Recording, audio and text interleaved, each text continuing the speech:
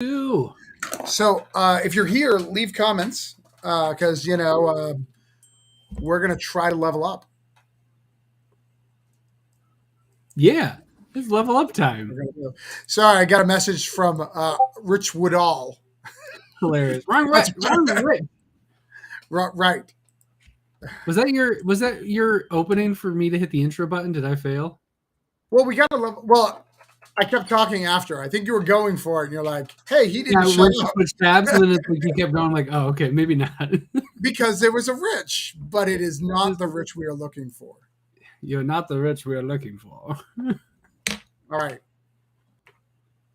I think it's time to level up. let's level up.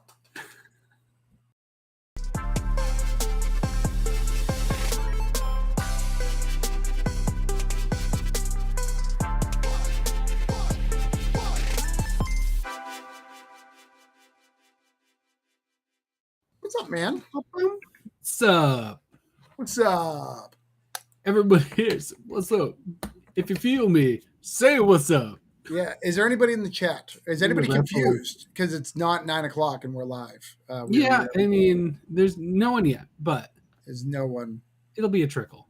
It's always a trickle. Be it trickle. So we said that comic level up too early, is what you're saying. Yep. You can't level up too early, or the rest of the game is too easy. Right.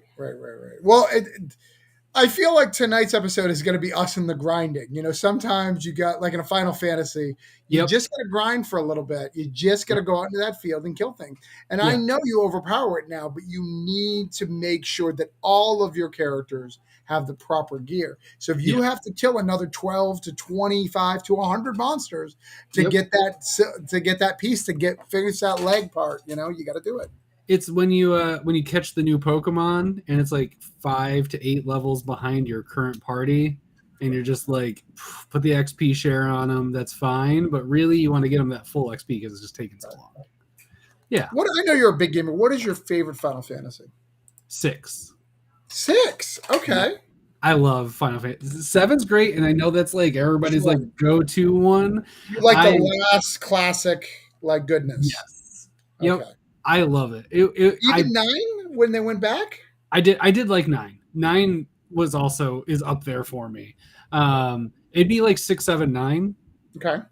Would be my top 3 because I think 7's better than 9. I'm not getting like that crazy. I even like 8. I know a lot of people don't like 8, but I enjoyed 8. And maybe it's just the card game. Maybe it's just a card game. It's the Gwent of it all. Yeah. My favorite is, which sounds odd, especially since I'm older, is 10. I really like 10. I was close. 10? I was going to guess 10 too. 10 too. I only like chicks. Sure. Yep. What I never understood about 10 too is why you could still play Blitzball. Like that didn't make any sense. Right? The 10 was so pretty for the time. I remember just being like gobsmacked by the graphics. Right. Which I should play because they remastered it. I should go and play because I bet you it's what's in my head is actually what the remaster actually looks like. Because in my head, it's freaking gorgeous. I've been playing it. The problem is some of that old school gameplay, because new school the gameplay, sometimes hard to get back into. So I can only play it a little bit at a time. They didn't update that side of it at all. They did a little bit. It's a little bit faster, but it's not like I don't even know the last one, 15. Where you're going back. That's just Wild Town. That's yeah. And then I liked. So I get so confused because I don't love Final Fantasy as much as I did when I was a kid. Sure. What was the one where you played Lightning? The chick called Lightning. Was that 13? Yeah, was that because it wasn't 12? Couldn't be 12. So yeah, 12 was online, right? Yeah. Right? Or is that 11? No, it's 12. It's 12. Ugh. It's been way too long. Because I've fallen off of it. Like, I went through one time on the new one, which is insane for me. Only playing Final Fantasy one time through and being done with the game. I haven't even beaten the newest one, the one with the wedding when you're on the bachelor party. Uh-huh. I just want to hang out with my bros. Like, there's no reason to go to that wedding. Like, that wedding is not exciting to me. Like, I've got a car. and I can Sure. just drive around and hang out with my bros. So you really liked Tom King's Batman run then? Right, right. I did actually. They're trying to talk some crap there, but I absolutely did. You are correct. Oh, I mean, it's well established how much I hate that run. Right. I hate it. The dream was a little rough. That was a little stressful. Yeah, Nightmares, not my cup of tea. Ballad of Kite Man, incredible, Right. great. I didn't need that many issues. Right. Master of the Mini. Well, and then I dropped off in the beginning when everyone loved it. When they brought Gotham Knight in, the two flying, the brother sister. I was like, nope. They fly naturally. They don't belong in no Gotham. Right? It's like, get your Superman out of here. I don't want to know that. But then when I got to the ending and the whole story, I was like, oh, they're kind of cool. I like what they're all about. Yeah, I didn't like that either. So we should probably talk about the elephant in the room, even though nobody's watching, as far as I'm aware. Yeah. We're supposed to have Rich Douek, and there must have been a miscommunication. Either I didn't send out the messages in time, which rightfully so, it was like 5 minutes before. Two, something happened, and he's maybe dead. I hope not. I don't think he's dead, but he could be. I don't believe so. I could be too, I suppose. I believe that as a Christian, God would let him go to the show first before he died. Yep, that seems right. That's a solid belief. I mean, I read that in the Bible of streaming. Yeah, Jesus had a Super Bowl commercial. I mean, he really cares about media. Yep. He's really into new media. Yeah, he's into big ad buys. Yeah. Don't tax the church, guys. They don't have any money. No, that money couldn't be used for anything better. Right. No, nothing. So I don't know where he is at. So we're here hanging up. Can I see his cool intro though? I want to see his cool intro. Yeah, let's watch. Rich Douek's intro, just in case we can't reschedule. Like I know we can, but just in case. Let's see it. Yeah.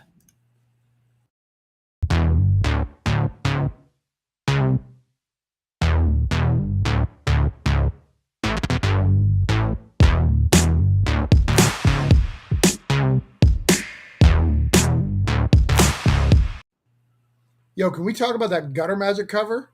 It's really good. I have never seen that cover in my life. It's really good. I grabbed it when I was looking at the covers to choose to grab. I was like, dang, that one's really good. Do you have that one? Can you bring it up? Is it the one that's is one of the ones? If it's not, it's no big deal. Nope. All right.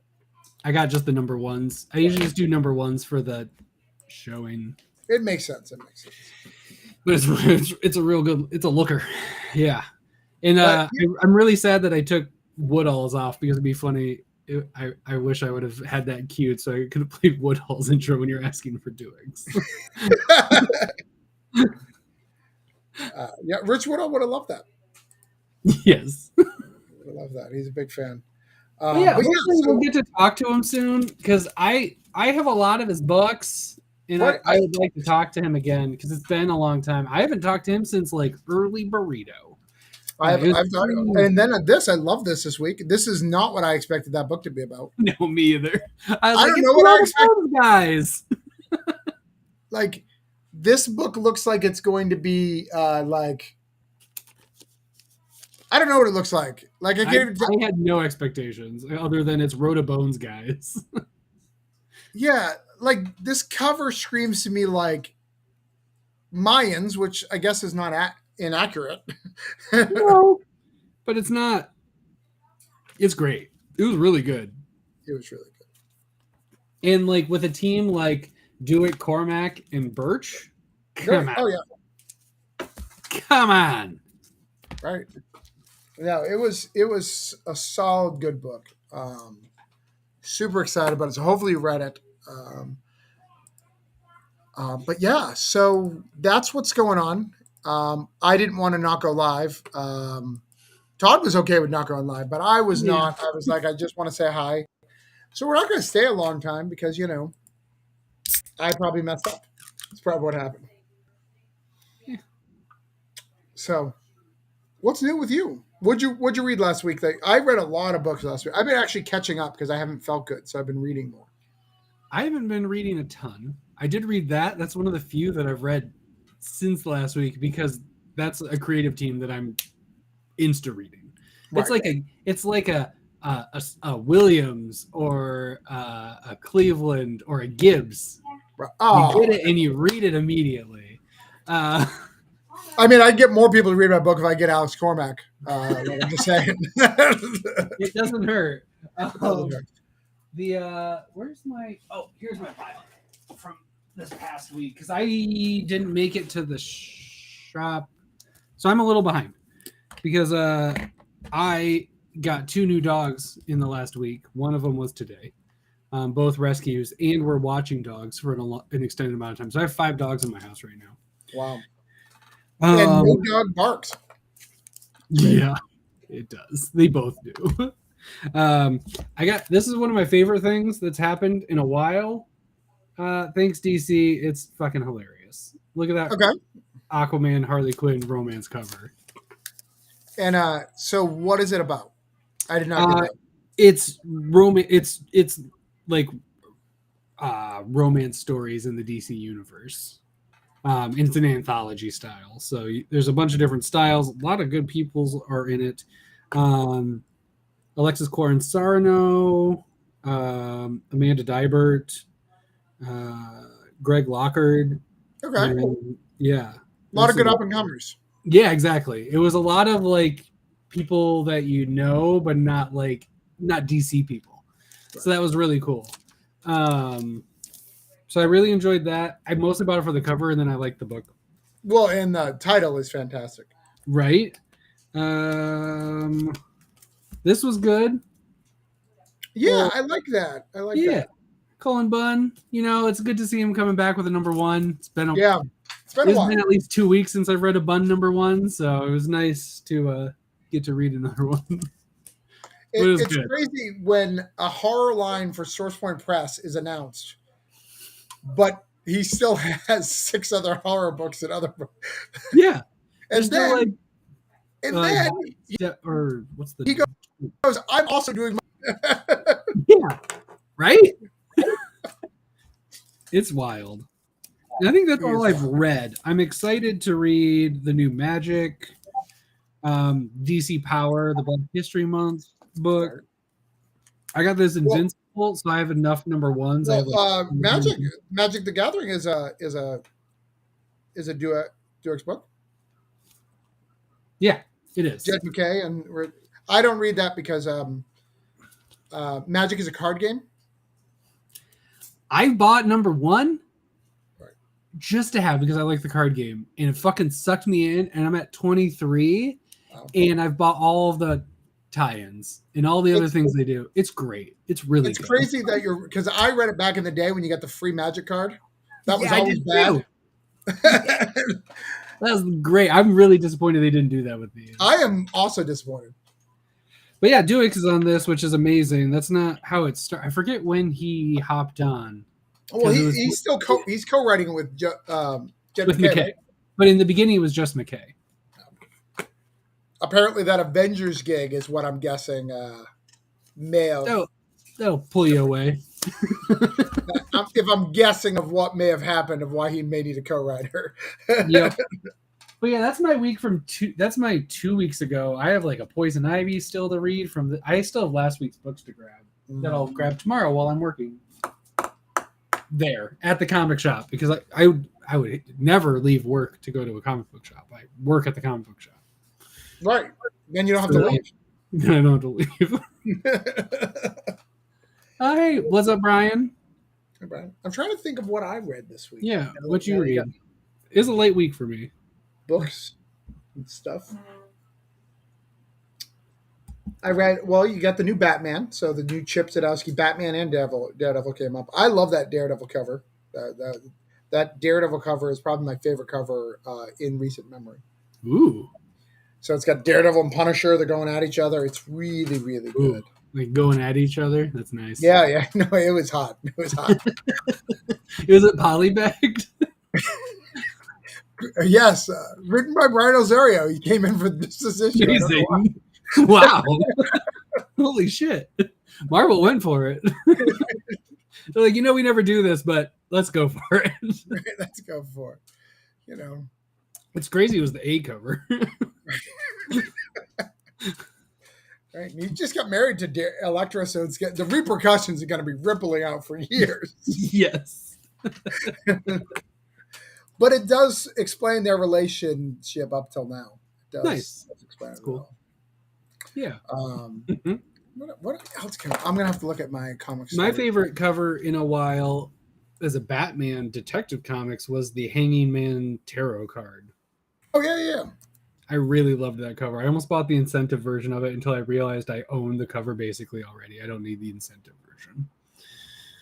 I read the new Red Goblin. I thought that was good. All Against All I read, which are probably trade waiting for that, but I highly recommend that book. I think it's right up your Cool. Sweet. Red Goblin was good. Better than it should be. Nice. You know how you know all those books. You're just like, because it's normie, buy normie, it. right? What's up? It's normie, right? Yeah, it's normie is now the Red Goblin. Yeah. Interesting. I vaguely know what's going on in the Marvel universe purely by mitosis because I work there. Well, that's my favorite part about going in my Discord, where when I post what I read this week, and a lot of people are like, "Aren't you like the king of the indies?" Yes, so. That doesn't mean I can't. What do you think I've been reading my whole life? The indies weren't around when I was a kid. Right. How do you think I got here? Yeah. The new Storm showed up. That was cool. Nice. What else? Secret Invasion. Nobody read that but me. Ghost Rider. Yeah, I'm pretty sure I'm the only one reading Secret Invasion, which is sad because it's Robert North, who is Ryan North, who apparently is killing it on FF. I'm not reading it because I hear it's really smart, and I don't have that time in my life. So I don't read Hickman. I'm not gonna right. read that. Right. I'm scared. Like, people are like, sign up to Hickman's Substack. It's so good. He's creating a universe. That's why I'm not signing up. It's the Hickverse? In the Hickverse. Oh, man. Doesn't he do that literally every time he writes a book? That's why there's charts and shit, because each one is just a huge universe. Right, exactly. Well, did you read, because I remember you were a big fan. You read Age of X and Way of X. We talked about it back in the day, right? Yep. I've read those. Did you read when you're at work tomorrow, read Sins of Sinister, and it's Karen Gillan trying to do his best John Hickman impression. And I think it's tongue-in-cheek. I think it's done on purpose. I don't think it's like... It's all pretty funny. It's pretty funny. I know we have other copies, so I could grab one during lunch and just, like, read it. Yeah, it's like Karen Gillan going, Hickman, you had a really big concept, a really good idea, but remember when you put Sinister on the X-Men? That's a bad idea. That's great. Daniel, hey, when I had a poll, it was mainly DC, so yeah, I know what Charlie means. Yep. That's fair. Morrison. But Morrison, Wikipedia doesn't help with Morrison. It's just nonsense. You just gotta, like, ride the Morrison wave and be like, it's okay, I don't know what's going on. But it does question you, like, is this Detective Chip new, or has there always been a Detective Chip? I've never had that issue more because I'm such a big Green Lantern guy. I was like, am I missing something? Or is this a Morrison? Or is this a hole in my GL knowledge? And a couple of times it was a hole in my GL knowledge, but most of the time when I ran across it, I was just like, you son of a... God damn it. I still haven't read that run, and I know you really want me to. I still have not read the Green Lantern Morrison run. I should ask. You don't need to know anything. Nick went into it blind to basically all Green Lantern things and loved it. Well, you just got to be okay with not knowing shit. It's wild. Well, I loved Green Lantern for a long time. I actually was really upset with the status quo of him just having a giant Green Lantern backpack where it could get the energy. Like, that was my favorite Hal. I was just like, yeah, duh.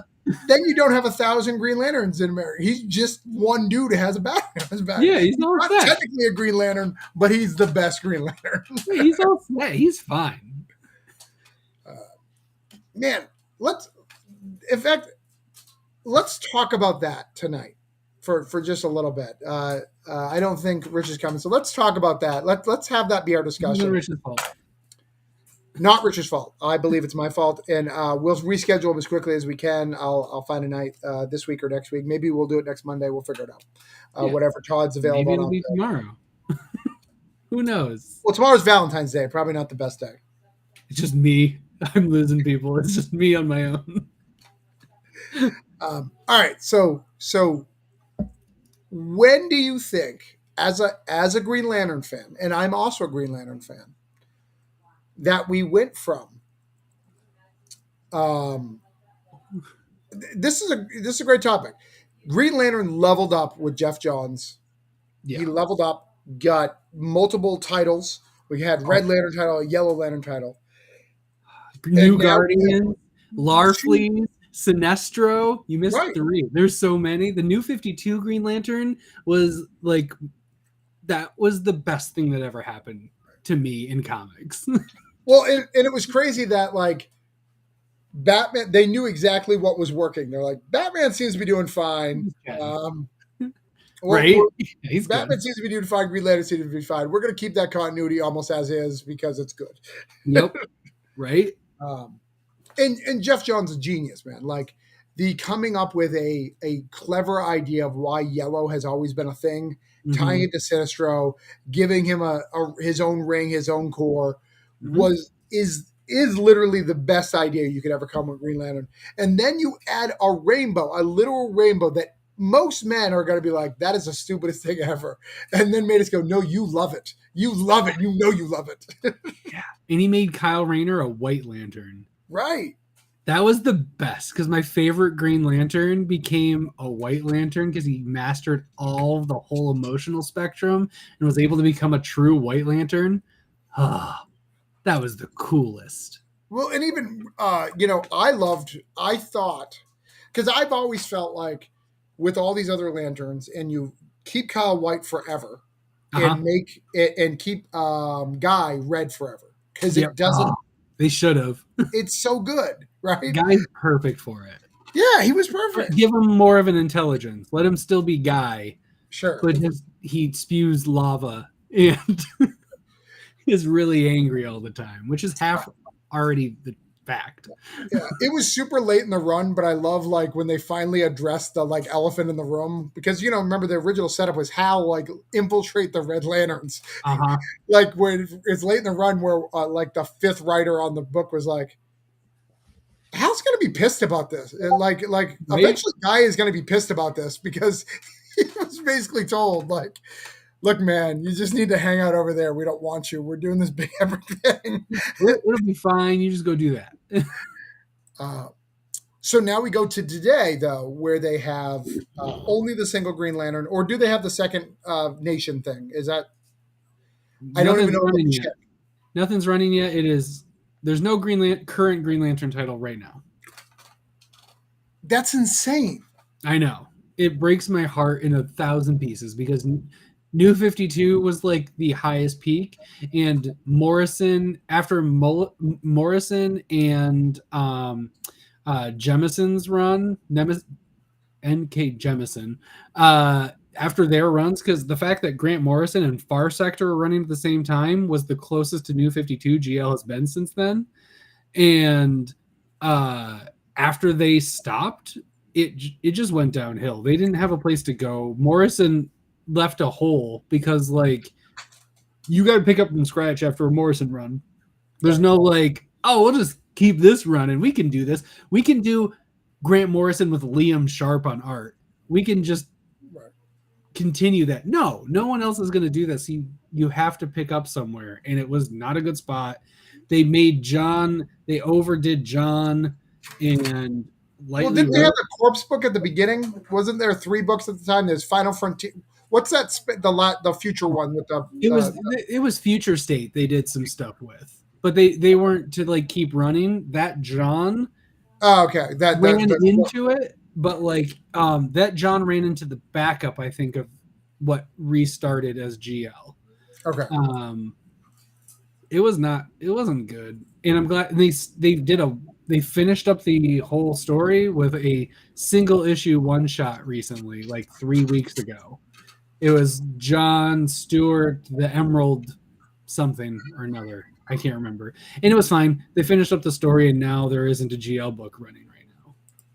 Yeah, no, there's stuff coming out because they have the GL show, so Right. they're gonna put something out. And John Stewart's got a title, and Alan Scott is in the Justice Society book, the Golden Age book that they are running, which is Alan Scott. Oh man, I love Alan. Yeah, I mean, it's Alan Scott written by Jeff Johns, and I think we're going to see a rise of Jeff Johns. I mean, not that we're not seeing it with his independent stuff, but I think he's going to start taking a little bit more reins in DC now that he's not doing the films. Like now that he's got pulled over, Which I think is where he should be. It seems like that's the spot because the films, that's a whole another thing to talk about. Right. I mean, I don't know if I blame Jeff Johns, but maybe I should. I don't know. No, that's the problem. We don't know. So it's like, go where it's safe. You're good at the comics. Bring GL back. Let's do it.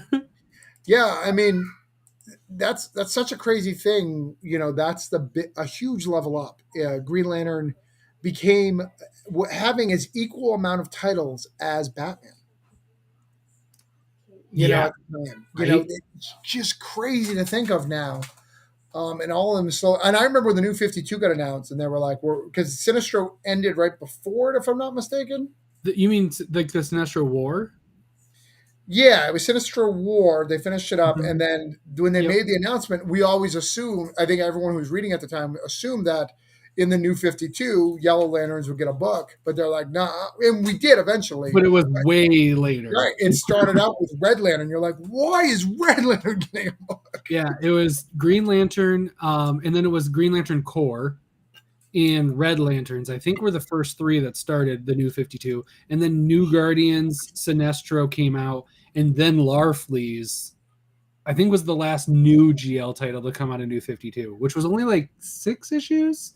It was like a mini. It was really weird, but I really liked Larfleeze. Yeah, mostly because of the character. The single orange avarice. It's just perfect. Like that's just super smart. That's not the core is just one dude. Well, and the fact that it was more dudes at some point, but he was selfish because of the thing. It was fantastic. Because it's Orange Lantern. Yeah, of course. So he just absorbed them, and now he uses them as constructs. It's great. It's super morbid. It's really messed up. And you have a heart for him, too, because he's such the way he talks, the way he communicates, the tragedy of the character, right? It's like the Midas touch of Green Lantern. Yeah, you're probably right. It was Sinestro War, and then Blackest Night, Brightest Day, whatever. Yeah, Blackest Night, and then New 52. Man, Blackest Night was so good. My God. I mean, the whole thing. And that was pre New 52 was Blackest Night. That makes sense. Yeah. It's been a long time. That whole run, there's only literally like 1 year that's bad, and it's not bad. It's just setting up everything, Sinestro War, the Blackest Night, all that stuff. It's a year of setup, so it doesn't feel as exciting. When I read the last issue of Blackest Night, and they had this like really big like fold out page of like all the characters that encompassed like the whole story they told, I remember like literally crying because I was just like, it was one of the best payoffs I've ever had in comics. It's so hard to stick a landing, and when you have that much going on, it's even harder. Like that was so much of my life and a lot of my money invested into Blackest Night, and they fucking killed it. It was amazing. Well, yeah, when you think about lasting effects on comics, Green Lantern's got to be the biggest one that's happened in our modern era. It's got to be the biggest with all the rings, with all the different new characters that get introduced / old characters that got revamped to modernize to fix old stuff. It's got to be the biggest one. Even like the Alan Scott stuff where they kind of redid his origin and fixed up. Even before they got to the new 52 when they redid it just for the old 52. Yep. That stuff. I mean, the only thing that's been a lasting effect that I can think of beyond that is probably Court of Owls and Batman. I say, are you talking about like just something that happens that shifts the comic Something that's never going to go through back. continuity? It doesn't matter what, like it just is. Right. Yeah, it's never going to go back to the way it was. Even if you put the genie back in the bottle of the colored rings, that's going to be Yeah. unpacked because it's so good. Yeah, Right. it may as well be just forever canon. Like Right. people will be surprised going back and being like, this isn't how it always was because it's so ingrained. It doesn't matter whose story it's being told, it's part of it now. Right. Yeah, Court of Owls, maybe. I mean, like, I could see because they'll probably just keep that'll always be a reference. Talon keeps popping up. Talon can't stop. All the movies and games are turning to Court of Owls. You know, everything's turning to Court of Owls because it's interesting. It's new. I think Owls is the first change to Batman continuity, and like, yeah, I mean, Jason Todd dying. Sure, and well, him coming back. But him being dead at some point is always. It doesn't matter how many times they've rebooted or whatnot. There's always. It's like we're past it. We're never going back to Jason Todd as a Robin and seeing that again. We're like constantly, perpetually past Jason Todd has died, and now there's Red Hood. Sorry, one of our hunters for Rich is just messaged me. Wally West in addition to Wally. Yeah, no, the Flash has it too. I'm just not great at Flash continuity. I know that the rogues and all that, but all that's, a lot of people give that credit to. I think a lot of modern people give it to Joshua Williamson because he was on it he's the longest writing Flash, 100 issues. But really, Mark Waid did all that. The Speed Force, all that stuff. That was Mark Waid. Yeah, Mark Waid changed Flash for forever. Like, right. and then Williamson stretched that a ton and added all the different forces and did all this different stuff. It was a really great run. Oh man, he killed it. I want him on 100 issues of GL. I would love to see him do it. I wonder if he ever will be able to, talk about a commitment. That's nuts. Well, and he's doing Green Arrow coming up, and he's really excited about it. Apparently Green Arrow's been his baby. In fact, that's one of the reasons why he didn't stay on Batman is because he really wants Green Arrow to pop off. But DC, flat out says DC doesn't trust that a Green Arrow book will sell. So I'm because I'm super excited. I think Josh Williams is the best thing for DC right now. He's young, up and comer. I think he's got the knowledge of Mark Waid, and he's making the right moves. Like even when he swang into Batman for a minute, I'm going to do this cool Deathstroke story that pays off for Robin for the people who are reading it. And just Scronzi's out. He's like, "Oh, I'm gone. You can have Chip now. It's fine." Yeah. You just announced Josh Williams on Batman, and then he's there for 6 issues. That's it. You gave him one arc. Yeah, it's wild. It's wild. It would be really cool to see him just bop around, and he just does one title for a long time each time, and you get 15 years out of him, and you get 3 amazing books. Well, what did you think of his new series that he just did? Which one was it? The new crossover. I'm trying to think of it. Final Crisis, was it? No. Oh, I didn't read it. That's was it the event? Because I'm staying away from events in singles, seeing how it falls, and then I'll read it in trade possibly. But it keeps not mattering, and I'd rather spend more money on indie books. Right. No, I get you. But I will say that is a beautiful book for people our age. I know I'm a little older than you, but yeah, Dark Crisis. Yeah. Final Crisis. Yeah, I never read it. But I'll grab the trade. They're just going into solicits now, the collected stuff and things. Yeah. So I'll give you a small spoiler because I know you don't care about spoilers too much. A small one. It's not really even a spoiler. It's stuff that I care about and this isn't one of those things. One of the things that the book was really built for, it was to tell fans who are flipping out about some of the changes of Superboy and all them, and show you that the people who matter are Nightwing and Rob, all these characters that you grew up with. Those are the characters that are going to make the impact, and that's what we're trying to do. And kind of showing those are the characters that matter. We didn't forget about them. Those are the legacy characters. And I think it was trying to rebuild DC as a whole, going, man, we had tons of legacy characters. We need to stop with all these new ones and show that these old legacy matter. And that's why, in the end, the JLA isn't around anymore. The Mhm. JLA doesn't come down. I won't tell you what happens after, but Sure. JLA doesn't come back and a new team establishes, and it's a team that people our age really appreciate. So do you mean just JL? No, Justice League is gone. But you said JLA, and that's where I didn't know if it was old. Oh no, I wasn't being vague. No, I wasn't being like. I was like, so what about JL then? I No, always like. because I always liked that it was JLA. Going like, no, we only care about America. yeah. Yeah, Justice League of America. I read that in New 52. I got the Michigan cover.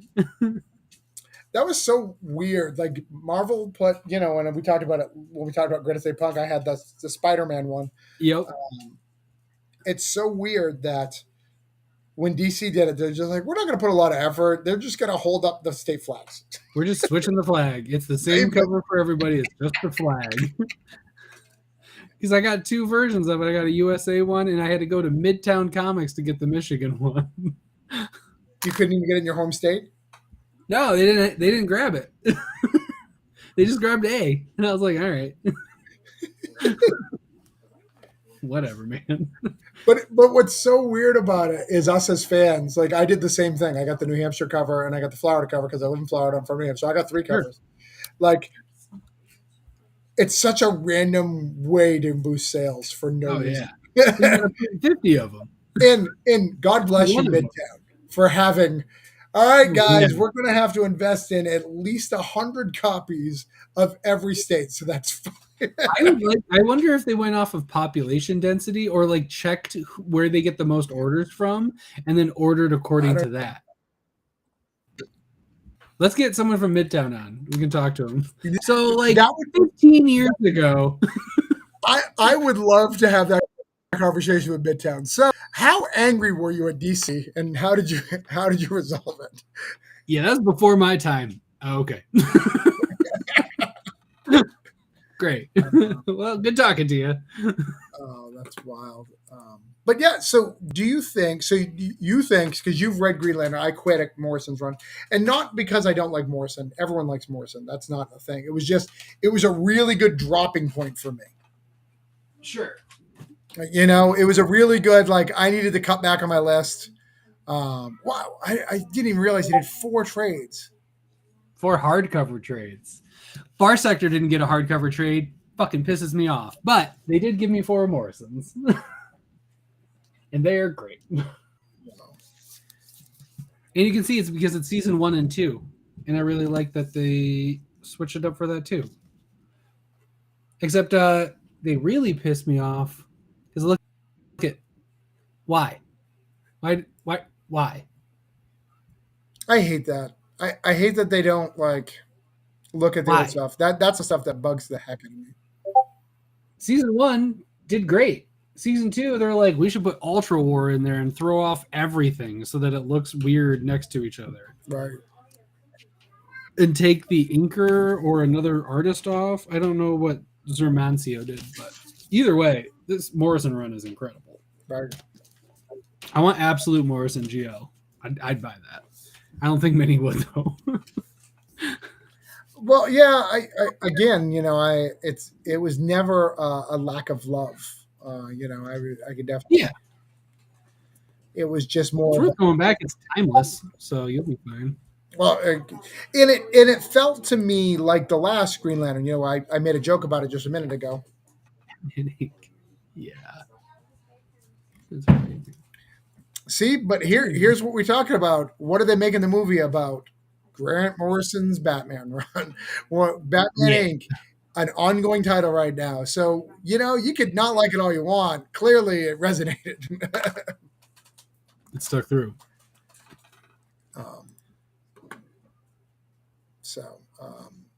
But yeah, so do you think they can fix Green Lantern, or do you think they're actively tanking to kind of coincide better with whatever they're doing for the TV show?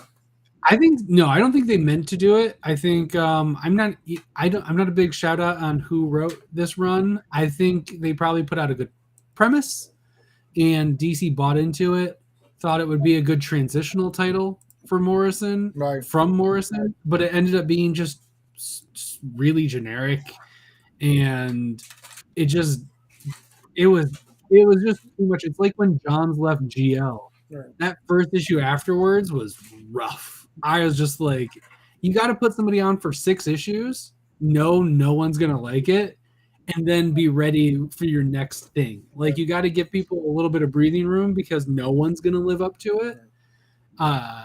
And it was like when I read. I also went from Morrison's GL, and then I tried to read Spectre Inspector, another Morrison book, but like a YA boom title, and I was just like, it doesn't work. It hurt my viewing of it. So I don't think they intentionally tanked it. I think it's just how it worked out, and then they didn't do anything to right the ship. Right. Well, and I would assume that if you look at a Morrison book, regardless of what it is, sales wise, it wasn't a tank, right? Like Morrison books are still No. going to outsell the other books just because of Morrison. There's people that will read Morrison because it's Morrison. Period. Yep. Oh yeah. So many more people read this than there are GL fans. Yeah, absolutely. But the goal for Morrison, and probably you probably couldn't tell Morrison this was, the goal should be you bringing new fans in, and we keep them. Yes, which was their shot. They could have got there. People gave that GL run a while before I started seeing a lot of like, I got to be done. I almost dropped it. I was almost just, I never would, but I almost stopped reading it, Right.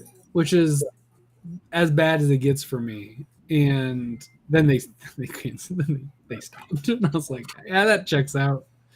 But no, I think I would love for GL to live in that space, the non-continuity, keep it weird space cop stuff, and just like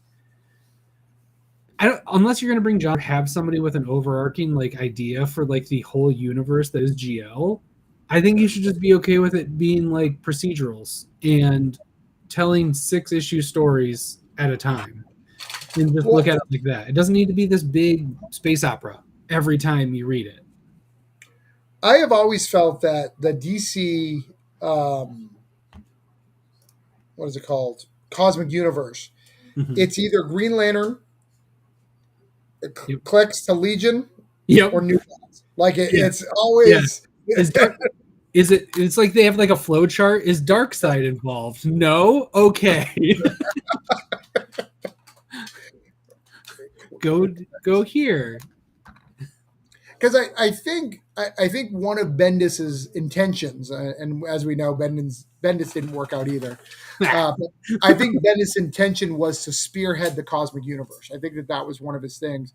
His Superman was super cosmic. I think he was like, let's get Superman to be cosmic, which I don't think is a bad idea. If you could get Superman to be cosmic for a little bit, I think could come up with some really cool stories. Because you've told a lot of Earth Superman stories. If you could keep him cosmic. I just think the fans were like, but what about John? What about Lois? What about his pal Jimmy Olsen? He wouldn't go up in space with his pal Jimmy Olsen. Come on. Yeah. That's why I liked Imperious Lex, the Russell Lex book. But it had like Earth was still involved in it, but he was hopping around and dealing with like Lex on a different planet, but then like would go back, and I really enjoy. That's probably my favorite Superman outside of like I really liked Red and Blue. I actually have. It's hilarious because I was going to point out I didn't just buy it for Douek. I really liked Batman Red and Blue. See, I made it very clear when I backed Superman that I would never support Superman and only backed it because of Douek. Probably wasn't good at his social media. It's probably why I didn't really retweet it. John becoming Cosmic Superman is a cool idea. I dig that. That'd be fun. He's already in Legion. I mean, he's already on that train. Yeah. He's got that ring. Let's go. I'm actually thinking about, like, I have no love for Superman, whatever, but that Superman cover with all the Superman characters on it, it's a Batman book. Right. I'm like, there's something about everyone wearing the same emblem that makes me want to buy this book. Mm-hmm. I literally care about Connor Kent. That's the only one I care about. Superboy clone, because he was on, Young Justice, because he was on Titans. Young Justice. So good. Like that's my dude. Like I'm okay. Beyond that, like I don't care. But I may You buy don't that. care about Jimmy Olsen? Don't care about it. Did you read his comic book? I heard it was really good, but I did It's not. so good. It's so much better than it should ever be, and it was amazing. I actually could make a solid argument. Someone was talking to me about like they were upset about David Superboy freaking being Hazan. What's up, David? David. We were again for those just jumping in. We were supposed to talk to Rich Douek. I probably didn't send out the invite in time. He did not show up probably because of a lack of communication. We normally communicate, but I was doing signings. I haven't felt good. I got my COVID. Actually, you got your COVID shot. Were really sick. I also got mine. I was really sick. This last booster like really messed me up. Yeah, and then I have a stomach thing going on, so I was in bed all day yesterday. So it's crazy. Oh, David, you're going to be on this show very, very soon. In fact, we got to get you on because Tales is out right now, which I have. I wasn't at the comic shop last week because I wasn't feeling well, and so I missed Tales from Nottingham #1. It's sitting in my pull box. I have it, but I have not read it. Travis and I had a light Superman. Yeah, I hate Superman. And Daniel was very upset about this. It really messed up his world when he found out that I hate Superman. But here's I have read enough Superman to be able to have great arguments about Superman. Like if a good writer goes on Superman, a good writer's a good writer. Like, yeah, 100%. It is what it is. Well, good on y'all because we're sold out again, selling out. Well, what classic Nottingham? Classic Nottingham. Yeah, it really because I'm not a very big Superman fan either. You can go back in the Burrito books. I've been a staunch anti-Superman person, mostly because it's not interesting very often.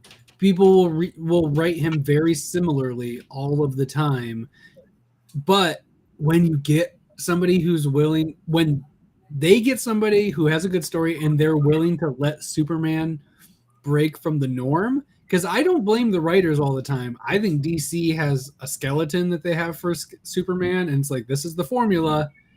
If you're not bringing that formula, we're not as interested. But every time they break the formula, it's usually really good. Like New 52 Action Comics, he couldn't fly. Right. That was interesting. And wore jeans. Yes, and wore jeans. Yes. And I liked that Superman. It was interesting. It was like, and it also brought back that sense of like he can leap buildings in a single bound. Like it mattered. Because when you can fly, that line is really stupid. Because he can also leap Mount Everest in a single bound because he can freaking fly. And I gotta give, even though I wasn't a fan of that run, I do have to give DC tons of credit for writing their way out of that storyline. Yeah, they did. Without going crazy, like without going like we messed up. Like writing the way they wrote out of it. It was good. Yeah. Kudos to see. And then there's stuff like Earth 1 Superman that I enjoyed. All Stars okay. I get All Stars so good. My favorite Superman one is the one where he dies, but the second one it's a good one. The second one is J. Max Trinity did a run for like 12 issues, and it was Superman goes, you know what? I'm always flying over things. I never walk. I need to walk and hear what I hear and see what the people are like. And he was just dealing with like kids' domestic violence things with his parents and like just random. It's so good. Great. It was so good. Just down to the earth Superman stuff and Superman Street level Superman. Right. It was so good. It's Daredevil Superman. Let's go. It's so good. I thought it was a really good run. I get why Superman fans probably didn't read it, like it, but I loved it. Yeah. That's usually how it goes, is like when you hear like the diehard Superman fans are like, I'm not a huge fan. I'm like, maybe I should check that out. Because I don't hate the character. I think it could be really interesting. It's been interesting. It's been really good multiple times. I mean, it's just right now, two of the best writers of DC, Philip Kennedy Johnson and Josh Williams, are writing Superman. Like I grabbed 1050 and 1051, and I really liked it. It was really good. Brian's pointing out. Yeah, that was basically what that JMS route was about. He basically acknowledged that he can do that. So what if he was on the ground and could only deal with what's right in front of him? That's nice. Probably would help. Right. He should wear noise canceling headphones. Right. He should. He should. My favorite is when he can hear through space. That's my favorite version of Superman. He can My hear favorite is in the movies vacuum. when he just was like, this ending is not to my liking, so I'm going to go around the world a couple times for one time. So good. I like back in the day when he could just choose what powers he needed. Right. And then would just get them. I like that he randomly became two Superman, both red and blue lightning for no particular reason. Yeah, why not? Yes, and that's, am I being entertained? Yes or no? And I don't get entertained with repetition, and that's where I have a hard time with a lot of long-running books when they don't change stuff up. But I am too. I have a low bar for being entertained. You can look back on what I like versus what a lot of people I like. I always have very low expectations, but it also helps to know what you like. Like when you know what you like, you can usually find there's a bajillion comics to choose from. If you're reading something you don't like, you're doing it wrong because there's a taste for everybody. And I think, as someone who's read comics for years, one of the things that comic fans don't understand, sometimes they're breaking a character on purpose. Yes. To bring him back to the original form that you liked. They have listened to you. Yeah. You're just not there yet. Yeah. Because they only get one issue a month, guys. Like give them a minute. We're correcting. It's steering the ship. It doesn't turn on a dime. Yeah. Right. Like Mark Waid's Daredevil run. They went so dark with Daredevil. They're just like, all right, so can we go darker? Like, I'm not sure if we're ready for that. And Mark Waid's like, why don't we not? Yeah. Why don't we let's have a breather. Right. And Mark Waid came and fixed him and that got him happy and got things good again. So we can kill everything and get him dark again. Ooh, that's interesting. Is it because it makes you want to write something better? I have a similar thing. As growing up, when people used to ask me, who would you want to work for, Marvel or DC? I was like, I want to work for Marvel, but I bet you getting me on DC is going to be better because I'll be more excited because I don't love those characters much. That's interesting. I like it. So you don't use the gloves. You take off the training mitts, right? And you can just go at it with DC because it's not like you're not holding on to something dear. Right, and I'd want to create more, right? All right, I don't particularly like I actually had a DC idea today. I'll share it, DC. So if you want to hire me, let me know. I think a run of Batman of 6 issues to 12 issues of the Rogues attacking Gotham would be the best ever. Yeah. Like you take Batman through the ringer for 6 issues, get him really weak and get him things up, and then the Rogues are just like, this is our time for the biggest heist to hit Gotham Bank. It has way more money than Central. That's Nightfall. That's Nightfall? how Bane. That's how Bane. Yeah, the Bane, right? Yeah, that same concept. That's how Bane broke Batman's back by having all the Joker and Two-Face just keep running him every night and not letting him rest, and then he was like, suck it, blah. Spoiler alert for Nightfall. All right. Well, so we don't have a ton of time, but we can do a little teaser for hopefully another episode we'll be doing. We'll show. We threw this at the beginning. Let's throw this intro out again.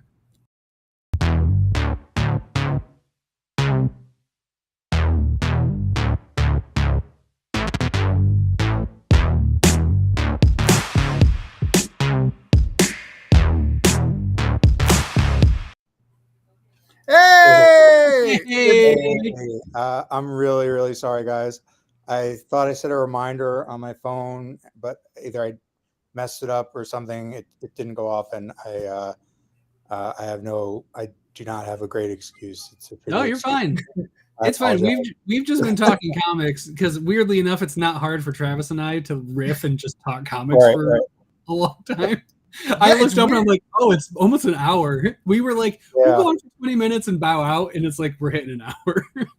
It's yeah. been I'm really sorry about that. You're fine. Um, There's very low stakes here, but we will have to ask for that appearance feedback.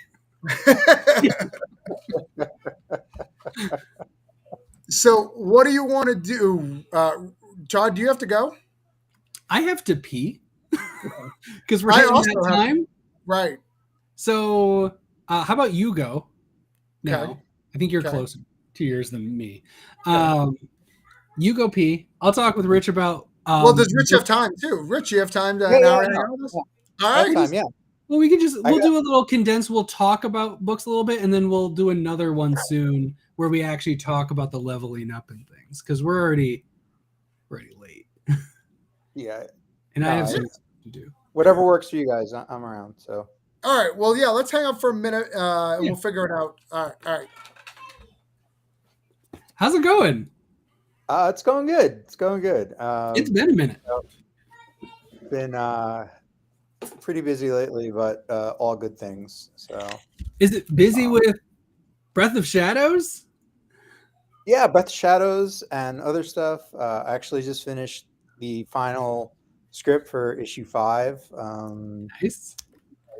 last week. So that's Alex is working on it, and everything is going really, really well. Amazing. Cool. We got Yeah. almost the whole thing now, and it's turning out, I think, to be one of the best things I've ever written. Just like that's how I feel. So yeah. It had a really familiar team on it when I saw it on the shelf. I was just like, "Oh, that's interesting. I feel like I've seen those 3 on something before." Yeah. We kind of we kind of conceived it as like almost like a trilogy, like between Road of Bones and Sea of Sorrows and Breath of Shadows. Like they're all. It's not like a trilogy like Star Wars, Empire, Sea of Sorrows, Return of the Jedi. It's more like they're just like themes, related. Oh, got a fan in you, man. Thank you. There's so many books. I mean, yeah, so many books. Because I first talked to you on Comic Burrito about Sea of Sorrows. That's when I first learned the Rich Douek name. Because we read this review copy of this IDW book, which I don't pull much from IDW, and I was like, this is not IDW. this isn't Sonic or some licensed thing. I don't know what's happening, but I love it because that's my whole aesthetic. Is like it was perfect, and then I went down a rabbit hole, and now there's Road of Bones and Breath of Shadows is great. I'm so excited. It's the first time I'm on at number 1 off the bat. Oh, nice. This is your first number 1? Sure, yeah. I mean, besides, technically Star-Lord Wasteland is what about Happy Hill? No, I was on number 1. Really? Okay. It's all right. We don't mind. I came in late, but I spend the money. I bring them home. Doesn't matter when you buy it. It's all good. I make it happen. But yeah, this is the first time where I was like, hey, I'm going to get it because I see it. Yeah, like it's funny because like around the time like when we were doing Road of Bones, especially, and then Sea of Sorrows, IDW is like really heavily into like licensed stuff. Like they had like G.I. Joe, Transformers, My Little Pony, TMNT, and they still have some of that stuff, but it was really like but there was always this kind of like little trickle of create our own books, and Road of Bones just happened to be one of them. But now that G.I. Joe and Transformers have gone elsewhere, they've brought in like the originals line. It's a lot more like they're doing a lot more original series and create our own stuff, like kind of Scott Snyder's like the big name there, kind of like the Wildfires. Yeah, he's doing more books, and there's a lot of great IDW books coming out now. Yeah, it's totally different. I'm getting more than I ever had before. Licensed stuff never appealed to me, but like Mhm. just in the last like 6 months or so, you could tell like the shift is like is hitting, and you're just like, oh, that sounds really cool. And it's like, who's that from? It's like IDW. I'm like, that is not what I expected from what you just described to me, but like, Right. I'll grab it. And it's neat. Yeah, I'm a Yeah. huge fan. I didn't realize, when we do these shows, and you can go to the bathroom, Todd, if you want. Yeah, I'll do that. I definitely was going to There you forget to do that. I'll go. um, when we do these shows, one of the things that we were doing, we're talking about people leveling up, and you've been leveling up the last couple of years. But one of the things we like to show your career as you've gone there, and I didn't realize till I went through your career that I've read every one of your books except for Gutter Magic, and I've even read some of Gutter Magic. I've got a couple of stray issues that I found in a dollar bin, and I was like, "Oh, let's grab that. Let's grab those. Oh, this is 2 and 4. Cool. I'll throw those aside and get that later." Um, and even Gutter Magic, I've always heard about your story as an indie creator. That's a story that kind of goes around if you pay attention to indie creators. How you didn't have enough money to put together a book per se. I mean, that's a story, and you Yeah. found artists to do little pieces of it so you could make one story and be able to afford it. Yeah. I mean, when I started, like, it, money was kind of tight. Like, Sure. my wife and I had just had our first kid, so it was all like, um, you know, stretched a little thin, but like I did have enough where I could like save up here and there. So do like 5 pages, so did a 5 page story, then another 5 page story, then another 5 page story. But like I kind of, I wanted them to kind of all go together. So I wound up setting them in the same like setting. And, I knew the main characters that I wanted for like the longer series if and when I was ever able to do it. But I didn't, what I tried to do is like maybe pad out the world a little bit by like focusing some of them on some of the side characters. So a lot of the early stuff was just sort of like playing around in the world, stuff that doesn't necessarily have to do with like the main story, just like things that would kind of like broaden it. Um and then eventually, I got to a place where I could invest like a little bit more in it. So that's when I started doing like the longer stories. I did one issue, and then I just had like that issue one for like maybe like 2 or 3 years, where Wow. like that was like the only thing. But I did like a small print run of it, self-published it, and I'd sell it at cons, hand it out at cons to people. And then the IDW deal happened through Comic Experience, and then that was like when we had that inked, it was like, okay, now I can do issues 2, 3, and 4, because I know, like, spaced it out enough so that it wasn't Right. like killing me, but it was like knowing that they were going to come out and it was going to through a publisher and be getting at least some money back. Right. Um, that was like, okay, we can do this. And you said IDW, but that was Source Point, wasn't it?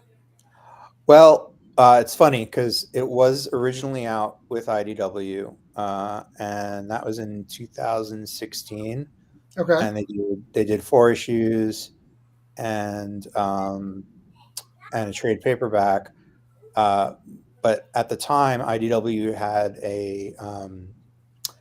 they had an imprint with Comics Experience, which is Yeah. like the online, Yeah. I online portion. remember. Um, Shortly after that, IDW decided to move away from imprints.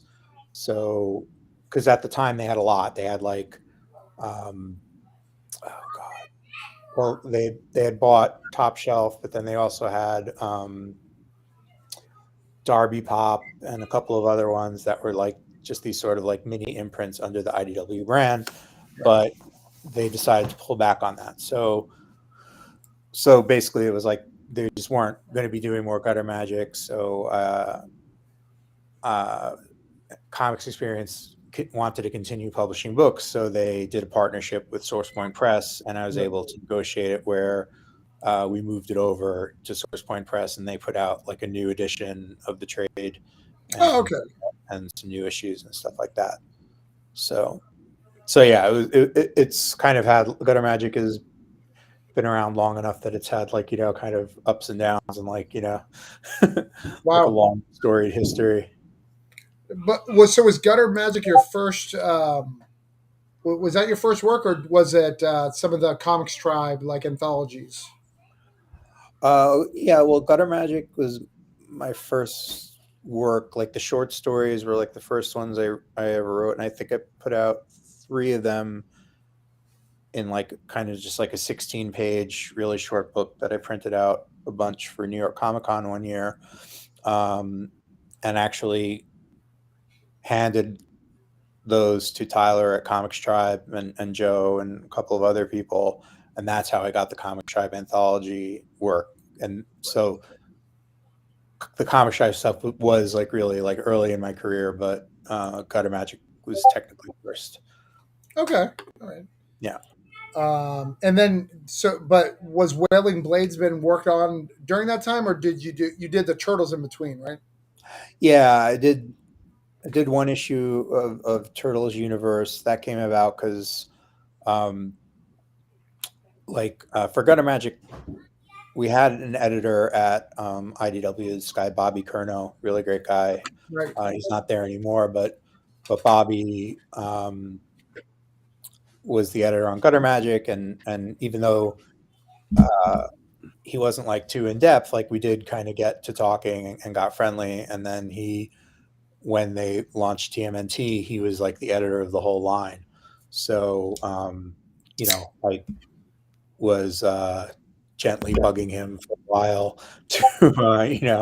if he had anything, and then finally he did have an opening in Universe. The great thing about Universe is that it was like just sort of like open for like a lot of you know newer stories and like new creators, like where they could maybe like slide people in. You didn't necessarily have to be like you know like it wasn't as hard as like getting an issue of the main book, let's say, because the Right. main book was like sewed up. Um, so yeah, so we did the issue Universe. That was a lot of fun. Um, got to do a couple of like shorts and a couple of later issues of Universe where they're like just sort of like 4 or 5 page backups.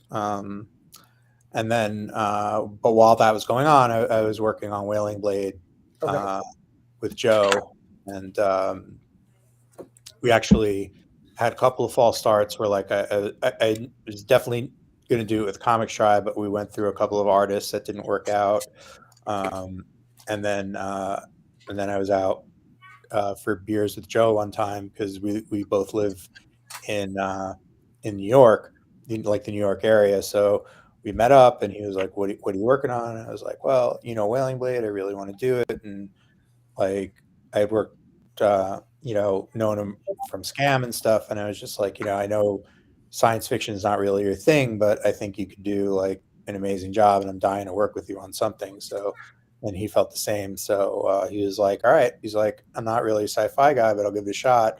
And then it's like the just once he started designing and stuff, like it just really took off, and he did an amazing job, I think. Yeah, I've read a lot of Mulvey's stuff, for art, and Wailing Blade is my favorite, hands down. Oh, The character thanks. designs, the big swords, big weapons. I love that. I'm a big Highlander fan, so like you got me on cool weapons all day, every day. Yeah, I Uh, mean, it's definitely like I loved it too. I loved working on it. I loved like kind of just the way Joe built the world. I'd love to get back to it someday. So, we'll see. Maybe after Happy Hill is all done, or maybe down the road, like if we're both free again, we might like bring it back to like maybe a volume two or something like that. Just because I had so much fun like making it, and also built out like a lot of stuff that we didn't get to touch on in the series. Like so. yeah, and Plus, didn't it has a cliffhanger ending. So. I think I talked to Tyler once. Tyler and I are friends, and I think he tells him like Whaley Blade was like you making him do you a favor. The Happy Hill was kind of more his, you doing him a favor, right? Type of thing. As far as Mulvey goes, Yeah, yeah, kind of. I mean, not like a favor, but it was just sort of like, you know, I'm really into this. You're really into this. yeah, Do one exactly. for me, I'll Like do Joe, one for you. like Joe had Happy Hill in his head for like, I think like maybe 2 3 years before we did the first issue, and like, you know, he just had like the woodsman sketch, and he just had this kind of like notepad full of like, you know, sketches and ideas and stuff like that. And when he was when he started doing it, he was like, you know, like, I really like it, but it's like there's like some stuff that like I'm not like getting across like what I want to get across, like, and you know, he would send me scripts, he would send me pages just for like my opinion, like as a friend, you know what I mean? And so I'd be like, oh, you know, like, what if you try this or what if you try that? And at a certain point, he was like, you know, like everything you suggest, I'm really liking. So would you be interested in coming on as like a co-writer? And I was like, sure, you know, like I was like, you know, I just want to make it clear, like it's still your story. Like I don't want you to like feel like I was like, I just want to help you tell the story you want to tell. Like, you know, I don't want to like kind of take over and bring like, you know, like make it my own or anything like that. So that was kind of the understanding we had.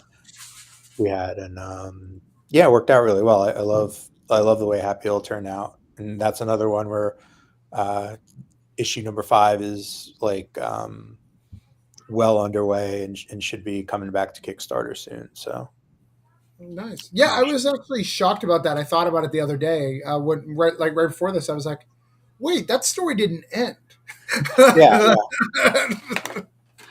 yeah, we got one more, but you know, it's like life happens. You know, Yeah. like we there are a couple of production delays and stuff like that, but we just rather than kind of like rush it through, you know, we wanted to like, you know, give it the time and do it Make right. it right.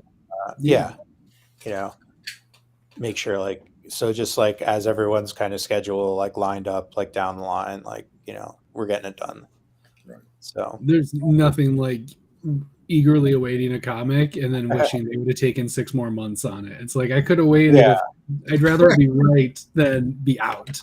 yeah. Well, it's like, you know, like in like 10 years or 5 years or something, if you're like looking through your long box or something, you're not going to remember that it was late. You're going to remember like, you know, that you liked it or not. So Yeah. Are you going to reread it or be like, ugh? yeah. Yeah, and I find like, you know, I mean, like delays happen and stuff like, you know, I think just as long as you're kind of like straight with your audience as to like what's going on, like it's, you know, I find people are generally understanding, you know, it's not Yeah, like, yeah, it's not like you did a Kickstarter and said it was coming, like, and then it's a late Kickstarter. right. It's I mean, never you know, been promised, so like you're good. Yep. no, but I mean, like if it gets to be like years or something, Oh or yeah, like if you did the Kickstarter and you haven't fulfilled it, I think that's different than like holding Oh, off on launching the next but that Kickstarter. never happens. that never happens. Yeah, but No. even if there's like a delay in fulfillment, because that happened to a lot of people with like, you know, the supply chain stuff with Oh COVID yeah. and like all that stuff. It's like, you know, if you're the good thing about Kickstarter is you can communicate with everybody that bought the book, and if you're just like kind of like straight with them, it's like, you know, obviously it's there's always going to be a few people that's not enough for and they're going to be pissed off, but I think most people kind of understand that if you're like, hey, look, this is going on, just bear with me and I'll get it, and you keep them informed, it's, you know, it's not the end of the world if you know you have to wait like a couple of months or something. Yeah, anytime that I back something, I just want it to eventually show up. And as long as they're like, we're still working on it, I'm like, all right, cool. I have no reason not to trust you. And you already have my money, so I might as well just go along for this ride. Yeah. it builds good content according to the internet, anyways. If someone does it for Phil, like, and people love that. Apparently, it does really well on YouTube. Not our shows, but other shows. Oh So man, the people. biggest question that Todd and I had that I think we need to answer tonight. Todd doesn't even know the question. Is do you think Alex likes you more or John Lee's? Because we had John Lee's on, and John Lee said it was him. I'd love to hear your opinion. I don't know. Well, it's like me, Alex, Joe, and Joe Mulvey and John were kind of like the fearsome foursome. It's like Right. we're like, because John and Joe are working on Last Ride of Pillar and Pride. That's another book that's unfortunately seen some delays because there's some things Aftershocks going on with. But like we're all really good friends. But at the end of the day, probably like Sync I think came before Road of Bones, so it's probably like that first love thing. But Sure. but Alex and I, we definitely like get along well and love working together. So I think we're going to be working together for quite a while. I We mean, already have like I stuff like planned. I like my wife more than my first girlfriend. I'm just saying. I don't know. Well, First love only goes so far. yeah, and maybe it's like 2023 polyamory is like a lot more Oh, that's true. You guys share common Cormac. stuff. But It's not yeah, a I mean, triangle I because don't it's know. I just mean, like, Cormac in the middle. that's a question for. I mean, I know if John and I had to fight over it, I'd probably win because I'm a lot bigger than him. But Right. hopefully it will never come to that. But I he's feel got you took shots with doing a swimming too far story. away. On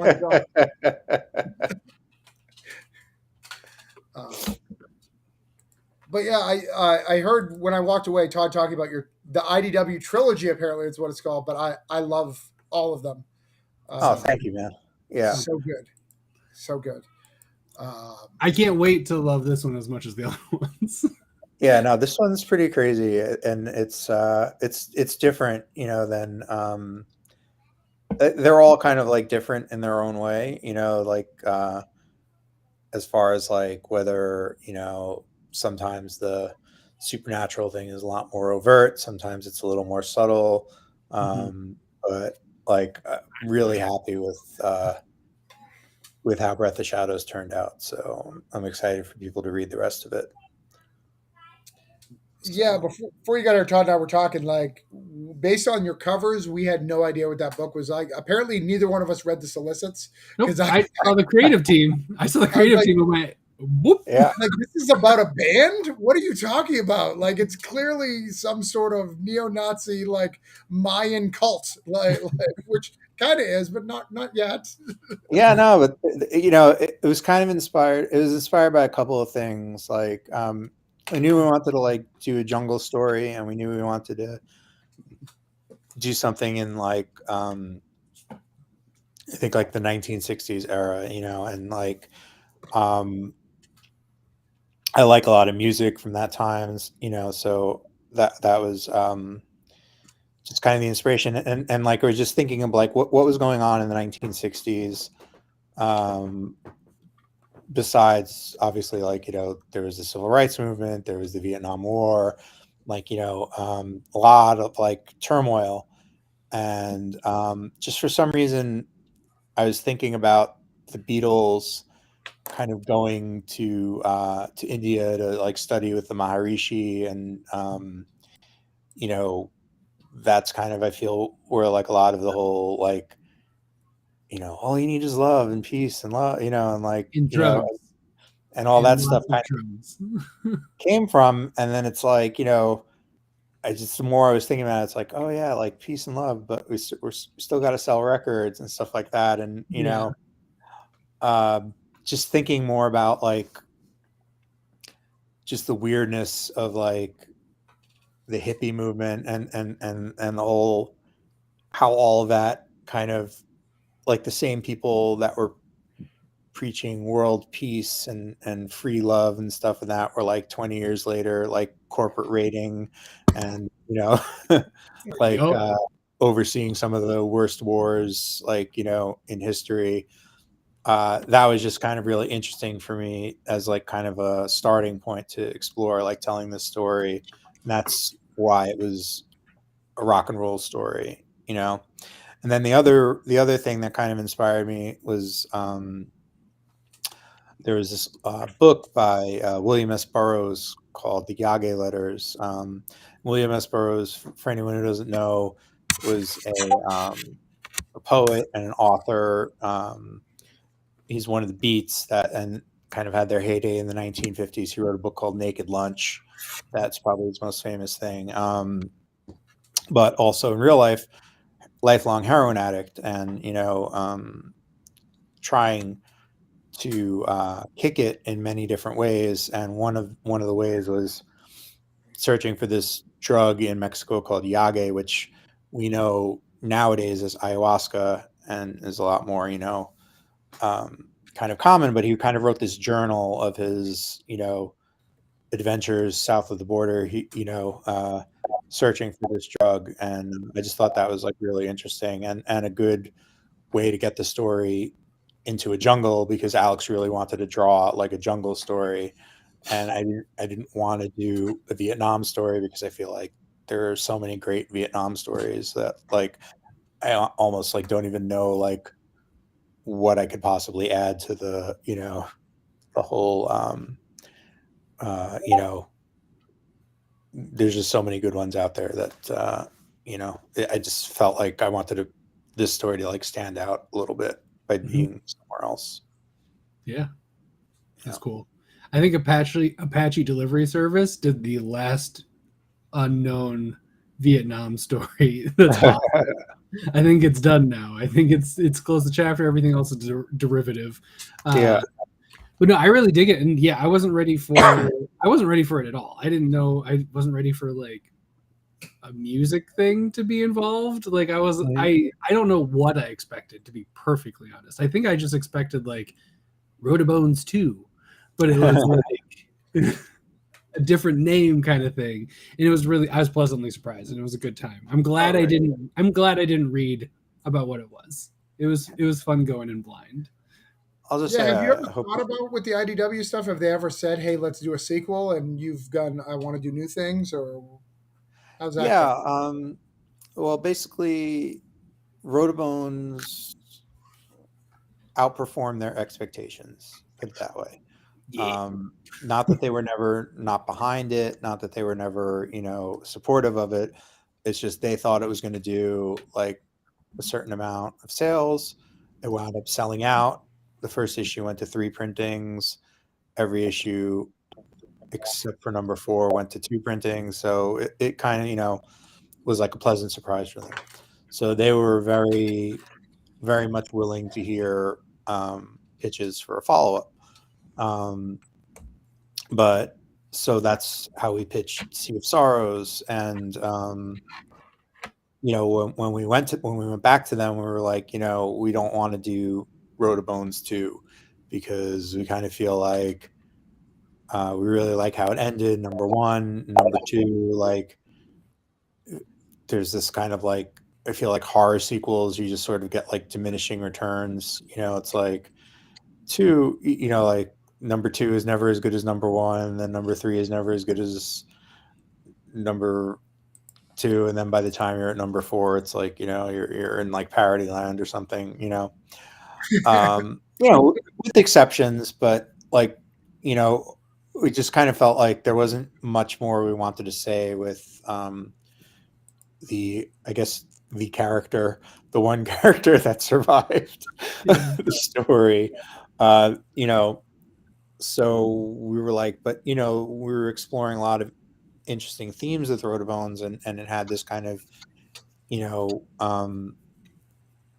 it was like this kind of like intersection of like psychological horror and history, like real world history and supernatural horror. So we were like, we want to do another story like that, but just in like a different time with different characters. And that's how he pitched them Sea of Sorrows. and they loved it. And then that book also did very well for them. They were a little bit more prepared, like, they upped the print run, so we didn't wind up selling out, but that's not a big deal because Sea of Sorrows sold, like, I think over twice as much as Road of Bones did. So Nice. again, they were just like kind of very receptive, like that's like the long and the short of it is, it's like, if your books do well with the publisher, it's like they're always ready to, talk about another one. Right. So weird. yeah.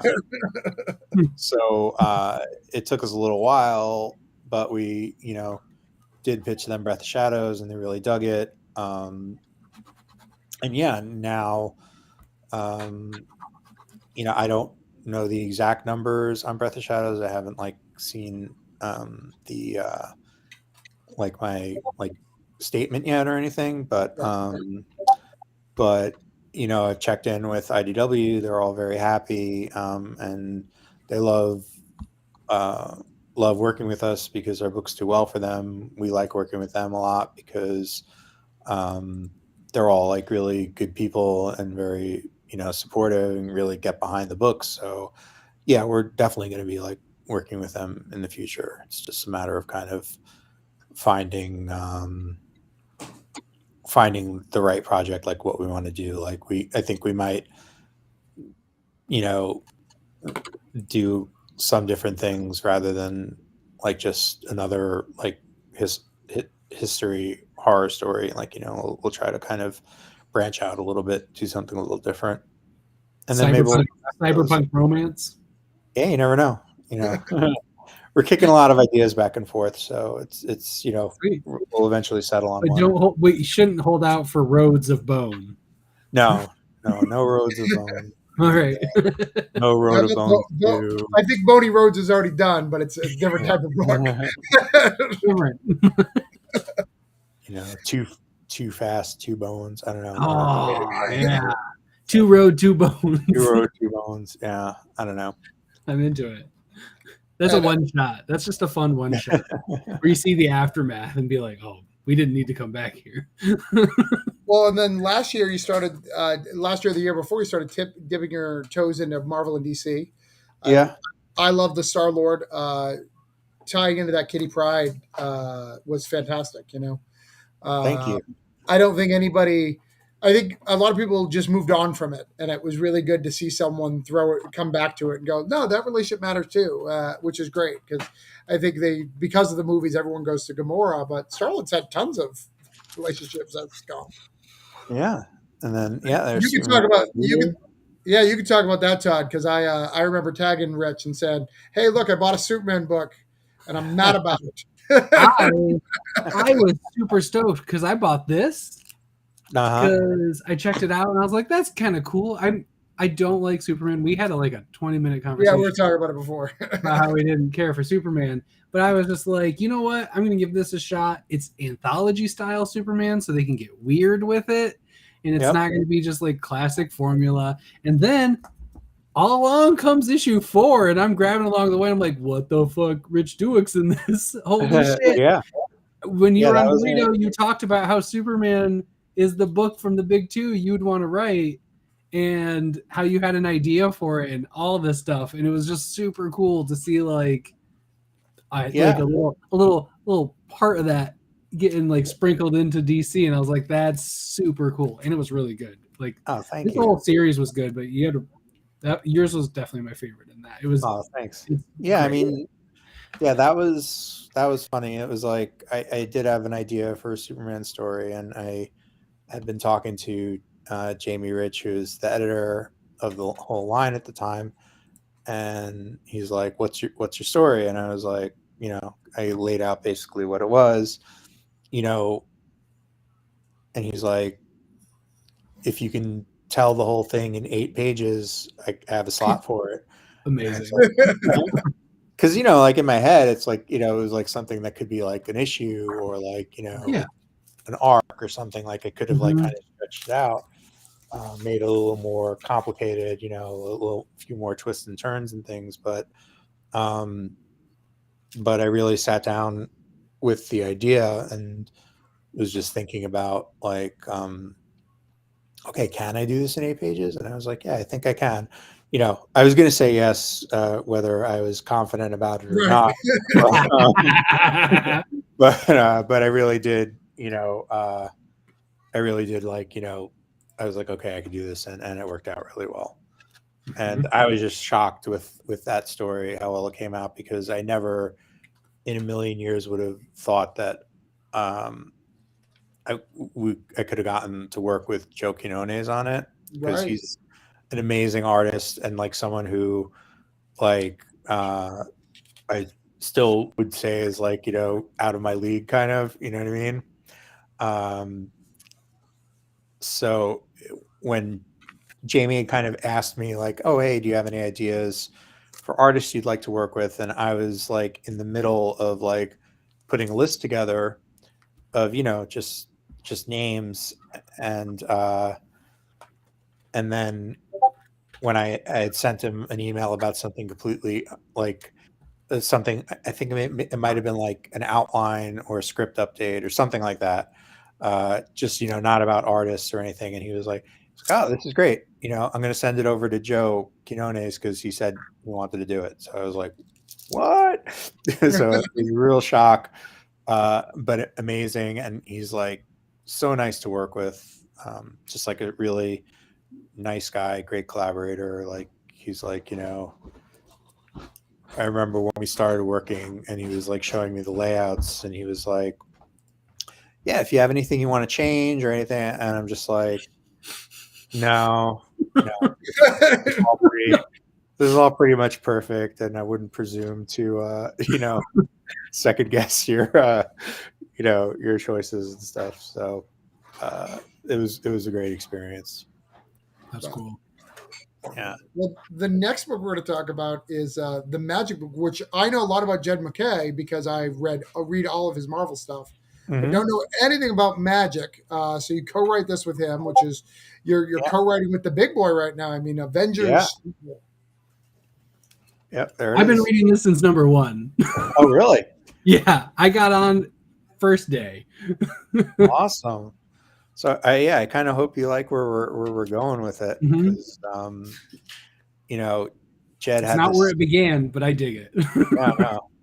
I mean, Jed had this great story that he told over like 20 issues and stuff, Mhm. and that kind of culminated. But it was time to start Yep. a new arc, and like you said, Jed is blowing up right now. He's Yeah. like taking on Avengers. He's still writing Moon Knight, still writing, he's going to be launching Doctor Strange. And he's a great writer, another like really super nice guy. We kind of got to know each other over the past couple of years. And he liked Gutter Magic a lot, so I think that might have been what made him think of me for this. Because basically, like when he was just like, "I've got a lot more Marvel stuff on my plate, so I don't have as much time to devote to Magic the Gathering." And he's like, you know, um, he not to speak for him, but I think he probably would have been willing to just sort of like move off of it. But I think the guys at Boom just wanted to, felt like they wanted to, keep working with him and stuff. And rather than just like bringing on a new writer out of the blue, like they kind of really feel like it's like his book. And, so they wanted to continue with him, but were very happy and very welcoming to like kind of bring me on board and let me contribute some ideas. So it's been a lot of fun. Like working with Jed's been great, and the whole team over there. We kind of bounce the story back and forth together. I do most of the scripting, but Jed kind of like is there, kind of like to take a read of everything, and like give his input and stuff like that. But it's been a great experience. I mean, like Magic, like that's something like I remember like I used to play it like all the time. Like in college, I had like boxes and boxes of cards, and then and then I just kind of didn't touch it for a while. But I would always, I mean, it like just like even if you don't play the game, like the artwork for the cards is like so amazing that it's like so pretty. like it's something I always like would kind of like be like looking at, like something like would pop up in my like social media and stuff. So I was always kind of like, just tangentially kind of like keeping up with like the world of Magic. So it was just great to be able to get the opportunity to write, like in that universe. And also like, for I know Wizards has been Wizards of the Coast has been taking a lot of flack lately in the RPG world. Open license, yeah. Yeah, the whole open license thing. But as far as like okaying the scripts and stuff like that, they've actually been really good. So that's good. I can't complain about them. I mean, their creative side has never had issues. Like material they put out is always really solid. Like I've never heard anyone be like, Curse of Strahd is really derivative of blah, blah, blah, blah. Like, they do great work. And I've been saying for 23 issues that as soon as this book sucks, I'm done because I bought it because I like Magic the Gathering. And then I fucking got hooked on #1. And I'm like, shit, I meant to just buy one.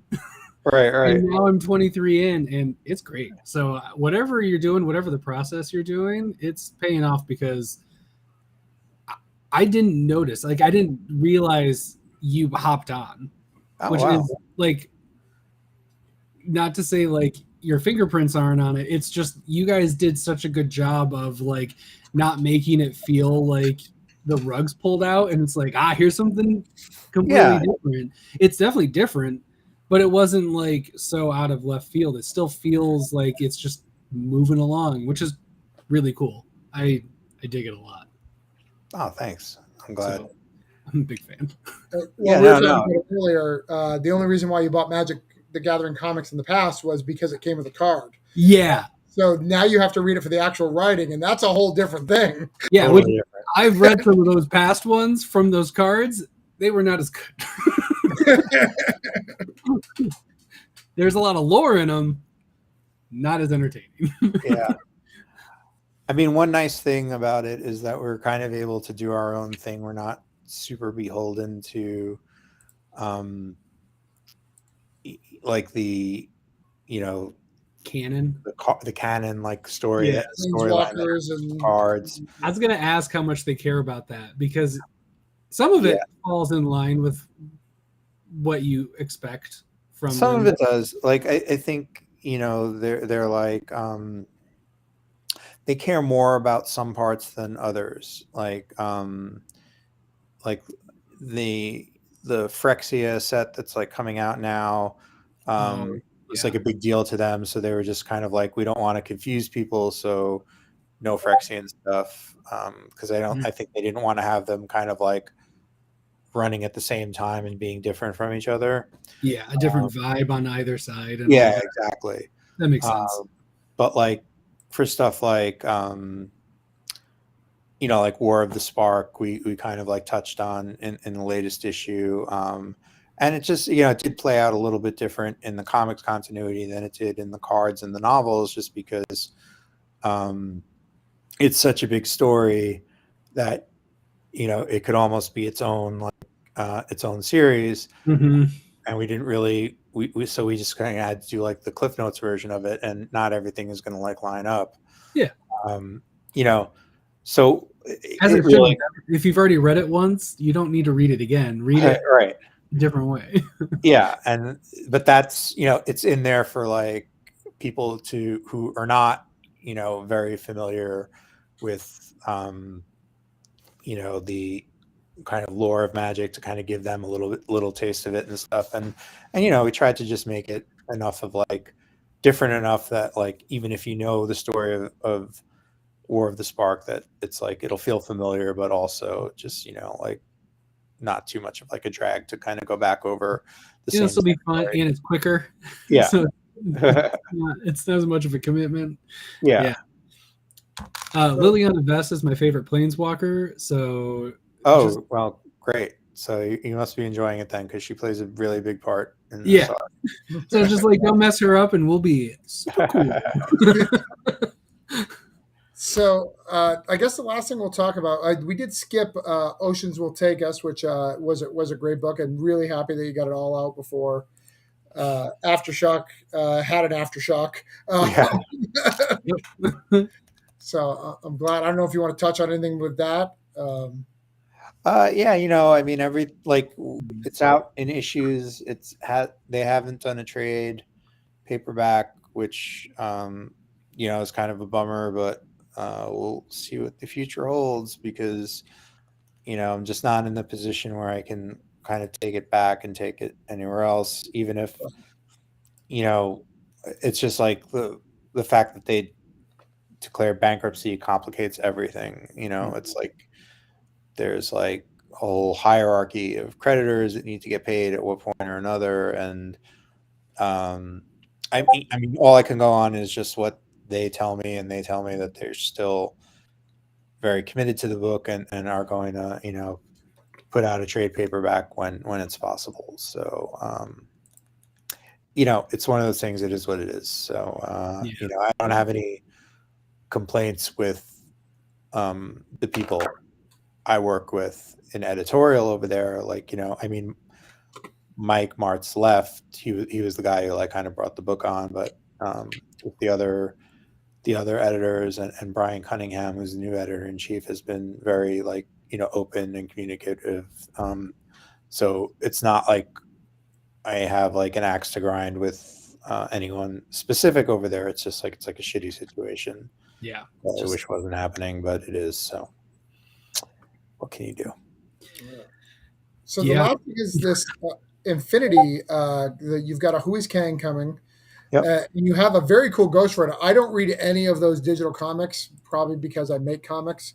And so therefore digital offends me on some deeper level that I'm not ready to admit, because I don't know what my issue with digital is, because I know Todd reads a lot of digital. I do not.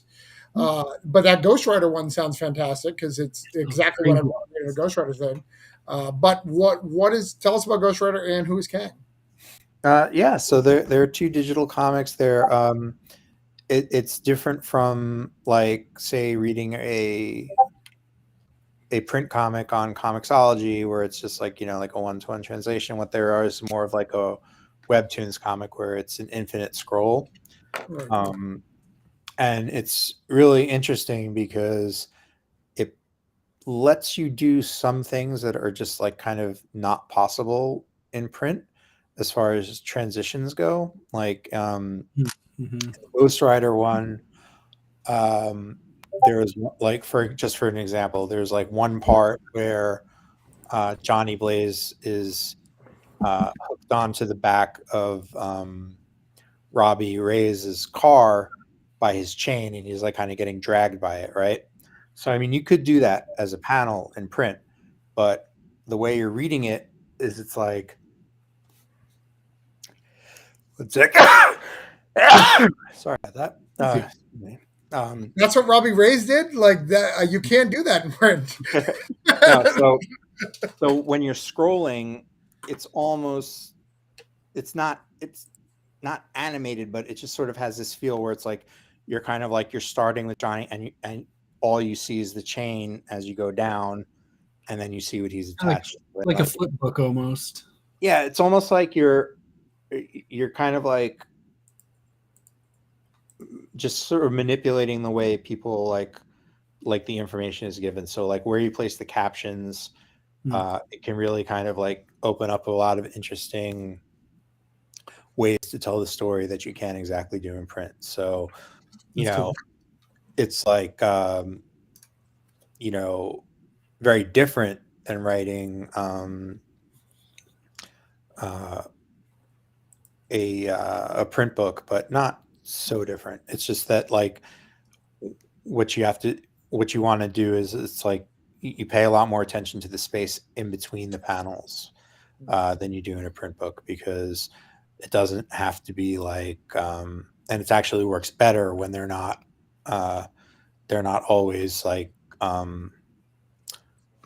completely like separate, like, Right. you know, with like white, like you can have like white space in between them, like you would on a page, but it also works really well sometimes when they kind of like flow into each other, or when you have stuff going on in between. Like, so you'll have a panel and then you'll have like some narration over like black or over white or whatever it is. And it's just an like different way to like pace the story. But they're a lot of fun to work on. You know, they're kind of like, they're pretty short. They work out to be about, I would say like between 20 to 24 panels a piece. Um, it's definitely like less of a job than, you know, like a full issue, but it is still pretty cool to write. And, you know, I'll take anything I can get at this point. Yeah, I know David Peplow says he really is enjoying liking them. He said the first one was a little tough, but once he figured out the Yeah. rhythm he's doing them, he says I really enjoy doing it, which is pretty cool. Yeah, well, it's like I said, it's like once you kind of like see the possibilities, you know what I mean, So, of the format, I that's what got me into it, was just sort of like, you know, because I was thinking of it just like taking a print comic and then just like, you know, putting it all in like a big row and stuff like that. But it's not. It's like there's definitely more to it. And I think when you do it right, you do it well, it's almost like if they ever did put it in print, it would actually probably lose something, you know? Yeah, So. which I'm reading Lore Olympus in Mhm. print, which Mhm. they did a very, very good job at translating it, but they had to work really hard at it, you can tell, Yeah. and it's still not quite as good. And Yeah. they really tried hard. It's like, it's definitely something that lives best in that zone because it is a unique webcomic style. Digital reading is totally different. It's like in just terms of it's cool, but it's not always. I have to be in the right mood for it because I'm like, it's not like reading a comic. My brain reads it differently. Well, I guess you could always print it on like a big like magic scroll that you could just kind of like unroll. And you just keep unrolling. That'd be sweet. That'd be really cool. I want to get like a tube of comic. This is so wild, but I literally had a call last week of a creator who did that and was asking me what I thought. I was just like, he did it. He sold it on Kickstarter. He's like, really proud, but I'd love to pick your brains. I was just like, well, what comic stores how are they sell it? Right. Like, well, they've got places. They've got places with dice. Yes, that's where they sell dice, not comics. Yeah, right. Over there. Yeah. That won't fit on like whatever walls they have for their comics. That's not going to fit there. But I did tell him, I mean, because what is it? Radiant Black, that was the big New York Comic Con exclusive, was a scroll. It was one of their issues out in a scroll, and they made tons of money. So I may be like just not willing to accept the future. I have a comic book that's this big, and I literally don't have anywhere to put it. It just sits on a shelf. David is on a scroll of Ryan K. Lindsay energy. That's funny. Oh, definitely. Yeah, Ryan did one. I think it was like newspaper sized a couple years ago. Yeah. No, Ryan's great. Well, I think we've caught up to everything. We normally go a lot slower on this process, but we do the whole thing. Talk about your history. Do you have anything else that's coming out that you want to talk about a little bit? Actually, no, that's part of our questions. Don't answer that. Yeah. Don't answer that. Let us answer our 4 questions. So we have 4 questions we ask all of our interviews. Thank you for coming, Rich. Like I said, normally we have. I will say that Todd and I love your work. Like we talked about it before. You were one of our first people that we talked about getting on because we just love your stuff. I mean, I felt like follow Alex Cormack everywhere. I've kind of said it, like, he's who I wanted to get for my book, Greatest Day Punk. I'm very happy with my artist. I will never trade him now. But, like, I was like, all right, I know that Alex Cormack, even if I could get him, couldn't start this project for a year and a half based on his workload. So who can I get who has a similar style?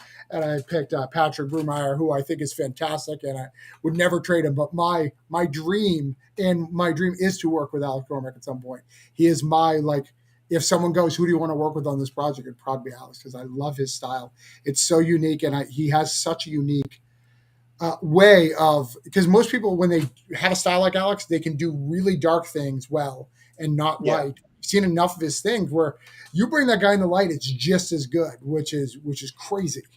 Yeah, he's like crazy talented and like, yeah, just amazing to work with. I don't, not to make you, you know, want to work with him more, but like he's just like a very easy collaborator. Like, Oh no, he's the worst. He sucks. It takes forever to hear from him. He's real yeah. mean to me. So basically, I need a $20,000 Kickstarter and go, Alex, how much of this do you need? There you go. Then I'll get pissed off because I'll be like, "No, dude, you got to work. You got to finish this before." We're in issue 4, man. What are You'll you be doing? like, Well, and I love so much of his stuff. Like I get mad, like the crossing isn't done. Like, like I Yeah. just finished. I was like, you're not doing the crossing, or it's like I'm such a. In fact, I'm not a big weed guy. Like I even got his weed book. I was just like, all right, Oh yeah. I'll read it. That's fine. I don't like pod books, but fine. You know how you know someone's not a big marijuana enthusiast? When they say I'm not a big weed guy. That's when you know they really aren't. All right. So here's our questions. You want to start? I start, right, Todd? Yeah. All right. Traditionally. Rich, what do you think makes you stand out in the current comic market? See, if I knew that, I would probably be more successful. Lean into it more.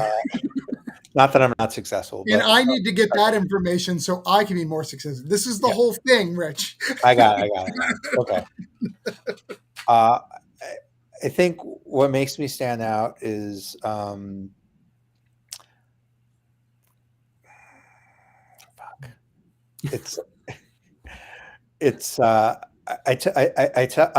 tell like,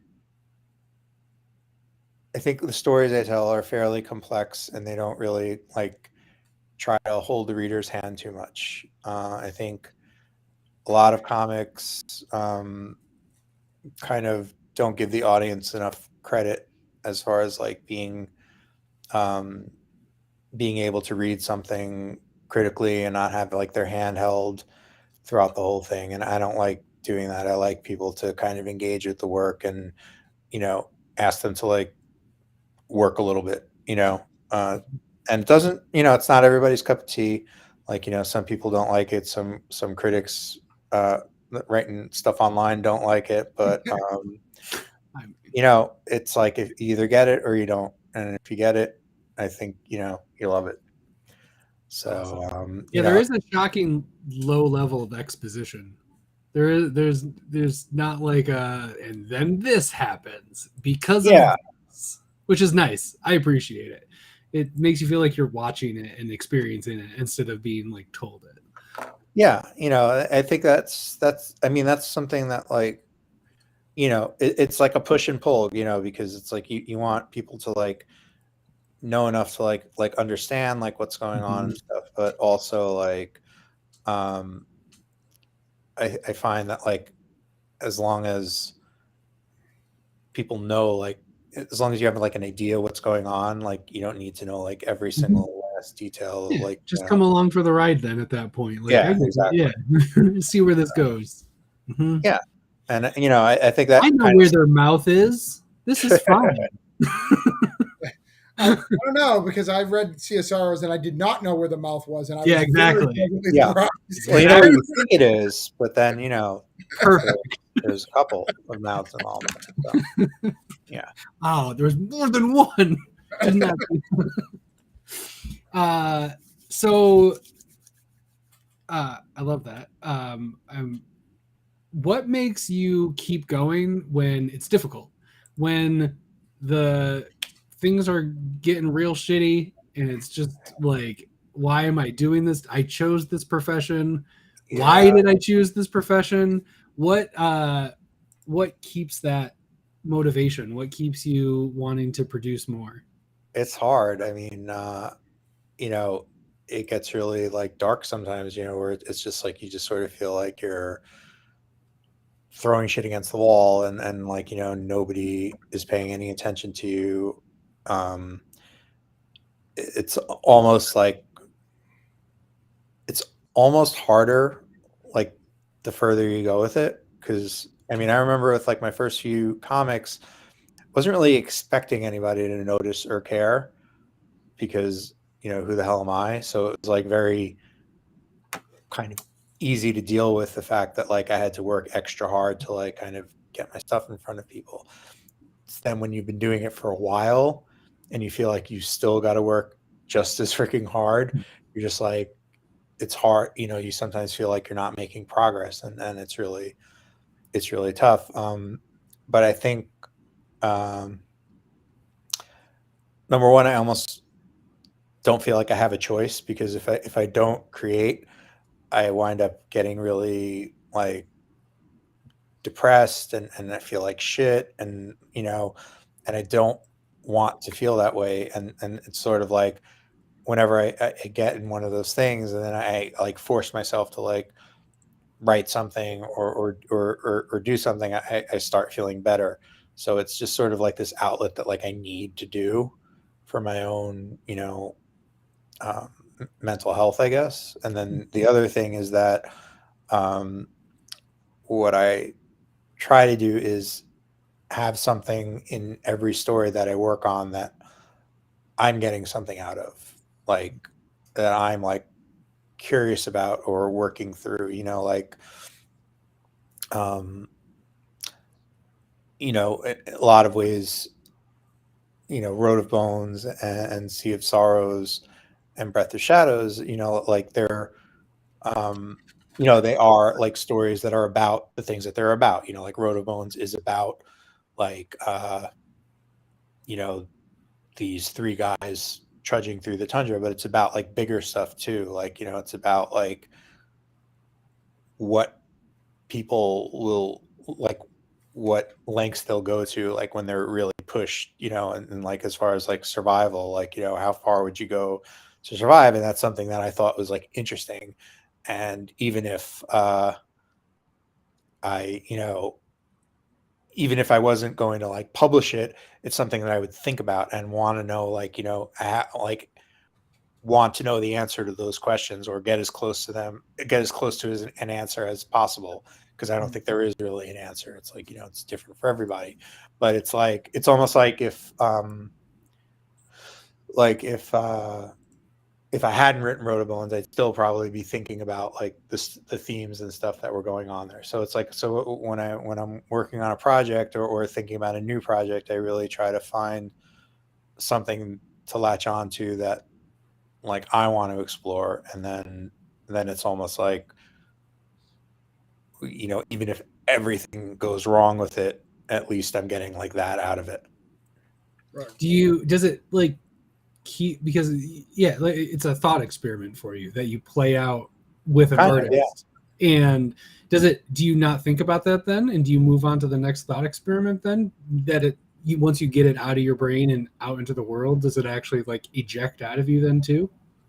Not really. I mean, it's it's just sort of like it comes back in like different ways, like, because Sea of Sorrows is like similar to Road of Bones in that, it's like people stuck in like a really shitty situation, and like, are That they gonna maybe should just like go away, but they don't. fuck each other? Like they're not like at to the point where they're like eating each other, but like are they gonna like fuck each other over? Are they gonna, Yeah. like, so it's sort of like it comes back like as many times as it needs to, and expresses itself in different ways and things like that. That's cool. But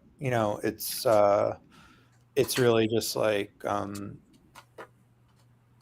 yeah, I think like a big, they say like, kind of like write the books you want to read, and like I Mhm. think that's like a big part of being able to like keep going, is that it's like if nobody else in the world wants to read it, at least I know one person wants to read it, and that's me. So Mhm. it's not to say that it's always easy, or like I have like times when I get really discouraged, but it's just like that's kind of like the rope I hold on to, I guess. Yeah. Yeah. Nice. So number three is, what does leveling up look like for you? And I always give a little caveat to this. So for me, my goal is to work for the big two and Mhm. do something. That's my goal. It's not everyone's goal, but what's your goal as a creative? So, I mean, yeah, I really want to work for the big two as well. I've gotten like a little bit. I'd love to get more. Hmm. Um,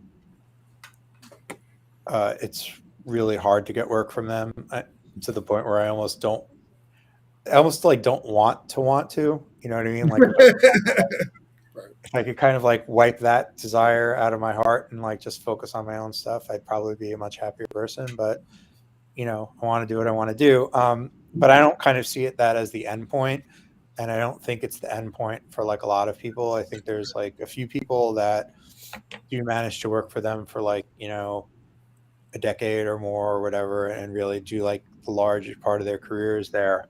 I just want to like have the opportunity to work with some of the characters that I've loved for like a long time, and would just love the opportunity to work with. But like long term, yeah, I just want to keep putting out my own stuff. But I would love to have a nice long multi-year detour into writing superheroes. Yeah. but um, but yeah, but I don't necessarily see it as like leveling. I mean, I guess it is like leveling up, but it's not leveling up in the terms of like like you know skill or something like that. It's just Sure. it's just sort of like um, just something I'd really like to do. But yeah, Yeah. I like to point out to creators and especially even to myself sometimes, even if I got to work there, it's like signing a 5 year lease, right? Like you, yeah, because most people are there for 3 to 10 years at the most, and then they're gone. Like they've moved on and they've gone on to the new set of writers and creators, stuff like yeah. that. So you're literally working to get to the top so you can be fired. But it's like it's like what you move on to, and Mhm. like take a look at like Scott Snyder or like James Tynion, even though I think James still does some DC stuff, but like Yeah, nice they've house they, stuff. they've Yeah. kind of like got to the point where like Scott had an epic Batman run, Right. Justice League, uh, did a whole universe ending crisis type event, death metal, so it's like he's probably did everything he wanted to do there, and then it was just like, okay, well, what next? It's like he could either you know sit back and like do nothing, or but he like kind of used the whatever fame he got there to springboard his own stuff and make stuff that is like even bigger, um over like it seems like he's working like everywhere now, but like on his own stuff, Substack, on his Sure. he's getting into film, getting into TV, so it's like I think that's kind of like the ideal kind of path to follow, is like you take the shot, if you're lucky enough to get it, take the shot to work with whatever characters you can, like with Marvel and DC, and get your name out that way. But then if you can bring those people to your own projects, like your own older projects, and if they get and then newer stuff, I think that's kind of the way to do it long term. Sweet. Last and final question. That's a grand scoping, here's my career. This question is, what's next? What do you see along that trajectory? What's your next level up? All right. Well, I mean, it's working with a wider spectrum of publishers. So I'm going to be. It's already kind of underway. I have like a bunch of stuff planned for later in the year that unannounced, so I can't really talk about it. But like with new publishers, Cool. that I haven't worked with before, that are really excited to work with. So I think that's going to be kind of like my next thing is Stuff I'll see in Diamond while I'm perusing it. yeah. I mean, like if I do it right, then like by the end of the year, you'll be like sick of seeing my name in previews Nice. because there'll be like Hell yeah. a lot of books out there. And then like yeah, like doing more work for Marvel and DC, like in print would be huge for me, but I think there's no way to really kind of like force that. You know what I mean? Like I have editors that I talk to and I'm friendly with, and I send them work as I do it, just to keep them updated with like like what's going on with me. But I can't make them read it. I can't make them want to hire me for like a certain book. All I can really do at this point is when opportunities do come, I jump on them and write my little heart out. Yeah. Like when I got the Star-Lord thing, I wrote that as if it would be the one and only Marvel book I would ever get. That's why you've got the X-Men in there, you've got the Avengers, and a couple of Avengers in there. I was just like, throw everyone I would love to have in there. Like let's put it in there, and the worst they can be like is just be like, no, let's cut this panel, or this one can't be in there, or that one can't be in there. But I just try to, every time I get an assignment from them, I just really just throw my whole whole heart into it and try to do a good job and make it a very easy experience for whoever I'm working with, as far as like being communicative and being on time. And then you just kind of have to hope that it all adds up, and pays off down the road. So I like it. Preemptive swan songs. Well, I think that Wasteland read like that, definitely read, and it fit the theme of the Wasteland stuff, because I read a couple of the other ones too. But I think it was very, very good, and a great character. You got really lucky on the character that they gave you. I think great character. I think they keep trying to figure out how to make Star-Lord bigger than he is, instead of just letting him be. Like, here's Old Man Star-Lord, here's Star-Lord Mini, just let him be Star-Lord. It's fine. Star-Lord. Yeah, no, I mean, it was a really fun thing to work on. Like, if I never would have guessed in a million years that would be something they asked me to work on,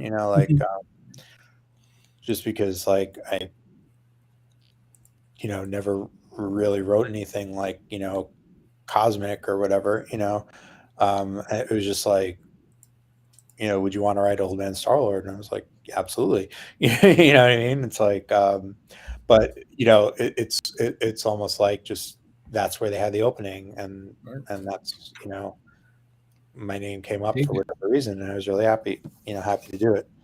So that's awesome. Yeah, cool. But that's it, Richard. Rich, thanks for coming on. No, thank you guys for having me. I'm really sorry. Stop apologizing. No, like, I should have let you. I haven't been feeling well the last couple of days, so I took Sunday off, and then today I just didn't message. In fact, when I did a post about it, I forgot to tag you, and I was like, it's fine. It'll be there. And if I would have tagged you, I know you would have remembered. You're good. Yeah, I'm sure if you had tagged me, I would have definitely been like, oh fuck, yeah. Right. So, but like, we'll do it again soon, and an hour earlier than we did. So. We normally go this long, anyways. To be honest. Oh, okay, good. It's happened. We try not to, but it has happened. Right. Well, because we really love the people we bring on this. We were trying to bring people that we love. Todd's coming on as a fan. I'm coming on as a creator. Because I started my first Diamond route this year, so I decided that let's do this year. As I'm leveling up, let me get people, my peers who talk to me, who's willing to return my messages, right.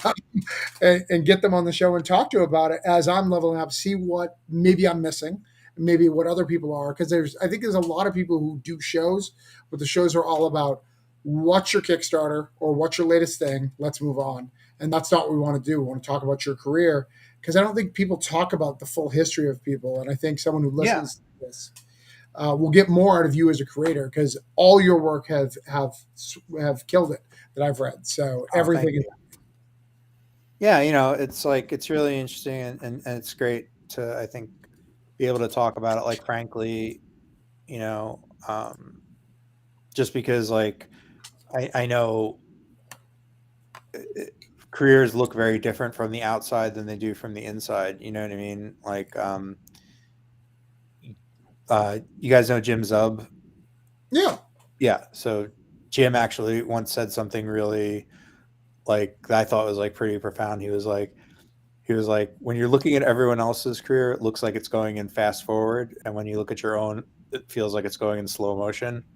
So it's like, it's just kind of like, yeah, it's just like very, because when you're looking at other people, it's like you're really kind of only seeing the highlight reel. You're seeing like this, the successful stuff. You're not always seeing like kind of like the struggles that it takes to like get there. So yeah, I love like kind of going in depth and like really talking about it. And like I'll be like as honest as I can without like incriminating anyone or talking about stuff I'm not supposed to talk about. But other than that, I'm like an open book. So Yeah, that's awesome. Yeah, I think when you look at other people's career, it's hard, because I always, oh, well, how did they get that deal? How did they do this? And then the other thing is, even on the other thing, if I would have had a similar deal, I could have done this. And like you go through this whole path, and you're like, oh, I didn't create a book today because I was focusing on what I could have, would have, should have, would have. When I just need to make my stuff and stay in my lane. Yeah. Just keep your head down, keep putting stuff out, and that puts you like ahead of the game, honestly, because most people that want to create, just like, that's where it ends, is that they want to do it and they keep talking about doing it, and they never actually do it. And and that's why a big reason why they don't get anywhere with it. It's like, I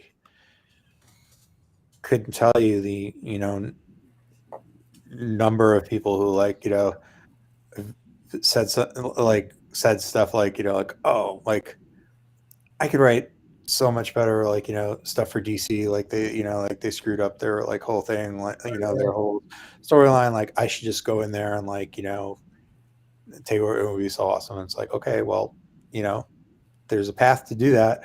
May not work out for you, but it's like you'll be like further along, like if you actually start writing some of your own comics. It's like they just don't hire people off the street. You know what I mean? Like a lot of people think that like you could like send them like a story idea or something, not have any experience, not have anything, and like the story would just be so good that they have to do it. And it's like, but they're not going to open the email, and they're not going to open the mail. They're not going to open the email, but that's also not how it works. It's because everybody has a Batman story that they think would be fucking awesome, and it's like, it's like the way to get to write Batman is to write your own stuff, and hopefully get it, get some Batman editors to like look at it and like it. Ooh, and and also be extremely lucky of like there being like an open slot and something. So it's but it's just sort of saying that you could do the work without like showing you can do the work. It just doesn't do anything for you. Mm-hmm. Yeah, there's too many people who have already showed that they can do it to choose from. Exactly. I have a whole comic book wall at my shop full of them. It's a lot of people who are able. The luck part is huge, but then you got to be out there to be picked. Yeah. You got to be visible. Yeah, I think that's the hardest thing, is figuring out the editor. Like I was the other day, like, oh, I need to send my stuff to the Turtles editor because I'm from Ninja Turtles. Like I'm from Rochester, New Hampshire. I think I'd be a good fit. Let me send him some of my stuff. And then I was like looking at the book, and I was like, there's 4 editors on this book. I don't even know which one to send it to. So it gets wild trying to figure that out. And it's such a full-time job. Like I don't think people understand. Like once I always thought like, oh, direct market's going to be easy because they'll take care of it. No, they don't. You have to take care of it. You have to sell those books. It's a whole separate thing. It's not. There's no free ride like people keep thinking. And then since I started getting into dime, people have messaged me, hey, where's this publisher that's going to magically sell me 1 million copies so I could be rich? Well, if they did that, they do that to every single book they have. It's not working. Yeah, no, I mean, it's a lot of work, and it's like, you have to be very kind of like stubborn in a way, because it's not like, unless you got like supremely lucky, it's like there's a lot of like kind of like banging your head against the wall. So you just sort of have to like be that guy or gal that gets knocked down 10 times and gets up for number 11. That's just how it is. All right. Well, I think we've leveled up. It doesn't sound like we leveled up that end quote, but it is a level. I love it. That's my favorite place to end. Is just like fucking pick yourself up, or find something. No, just keep picking yourself Those up. are your two options. And it's like, I mean, like for all the here's a better one to end on. For all the trials and tribulations that you go through, there's almost no greater feeling than like holding that kind of finished product in your hand or on your screen or wherever you're putting it out there, and just sort of like feeling that sense of like accomplishment, that like something that was just like in your head is now out in the world, and it's amazing. And at the end of the day, money, career, like all that stuff can happen or not happen, but it's like, at least you have that, and that's really important. So So what you're saying, if you're playing Punch Out and you got Mike Tyson, you get to fight Mike Tyson at the end. But if you didn't get the Mike Tyson version, you got to fight some random guy who looks like Mike Tyson. It's still gonna be good because you beat the game. I get it. I feel it. The Punch Out metaphor. The old Punch Out metaphor. That cliche, that old gem, shining it up for this show. And I think we've leveled up, Todd. Yes, I do too. Thank you, Rich. All right, you guys. Check out Rich's stuff. I've got his site in the description and his Twitter. From there, you can find all the other things that you could possibly want to find that involve Douek and or his other creative endeavors. Thank you very much. Thanks everybody else. All right. Thanks, guys. Bye. Have a great night. You Thank too. you, everybody.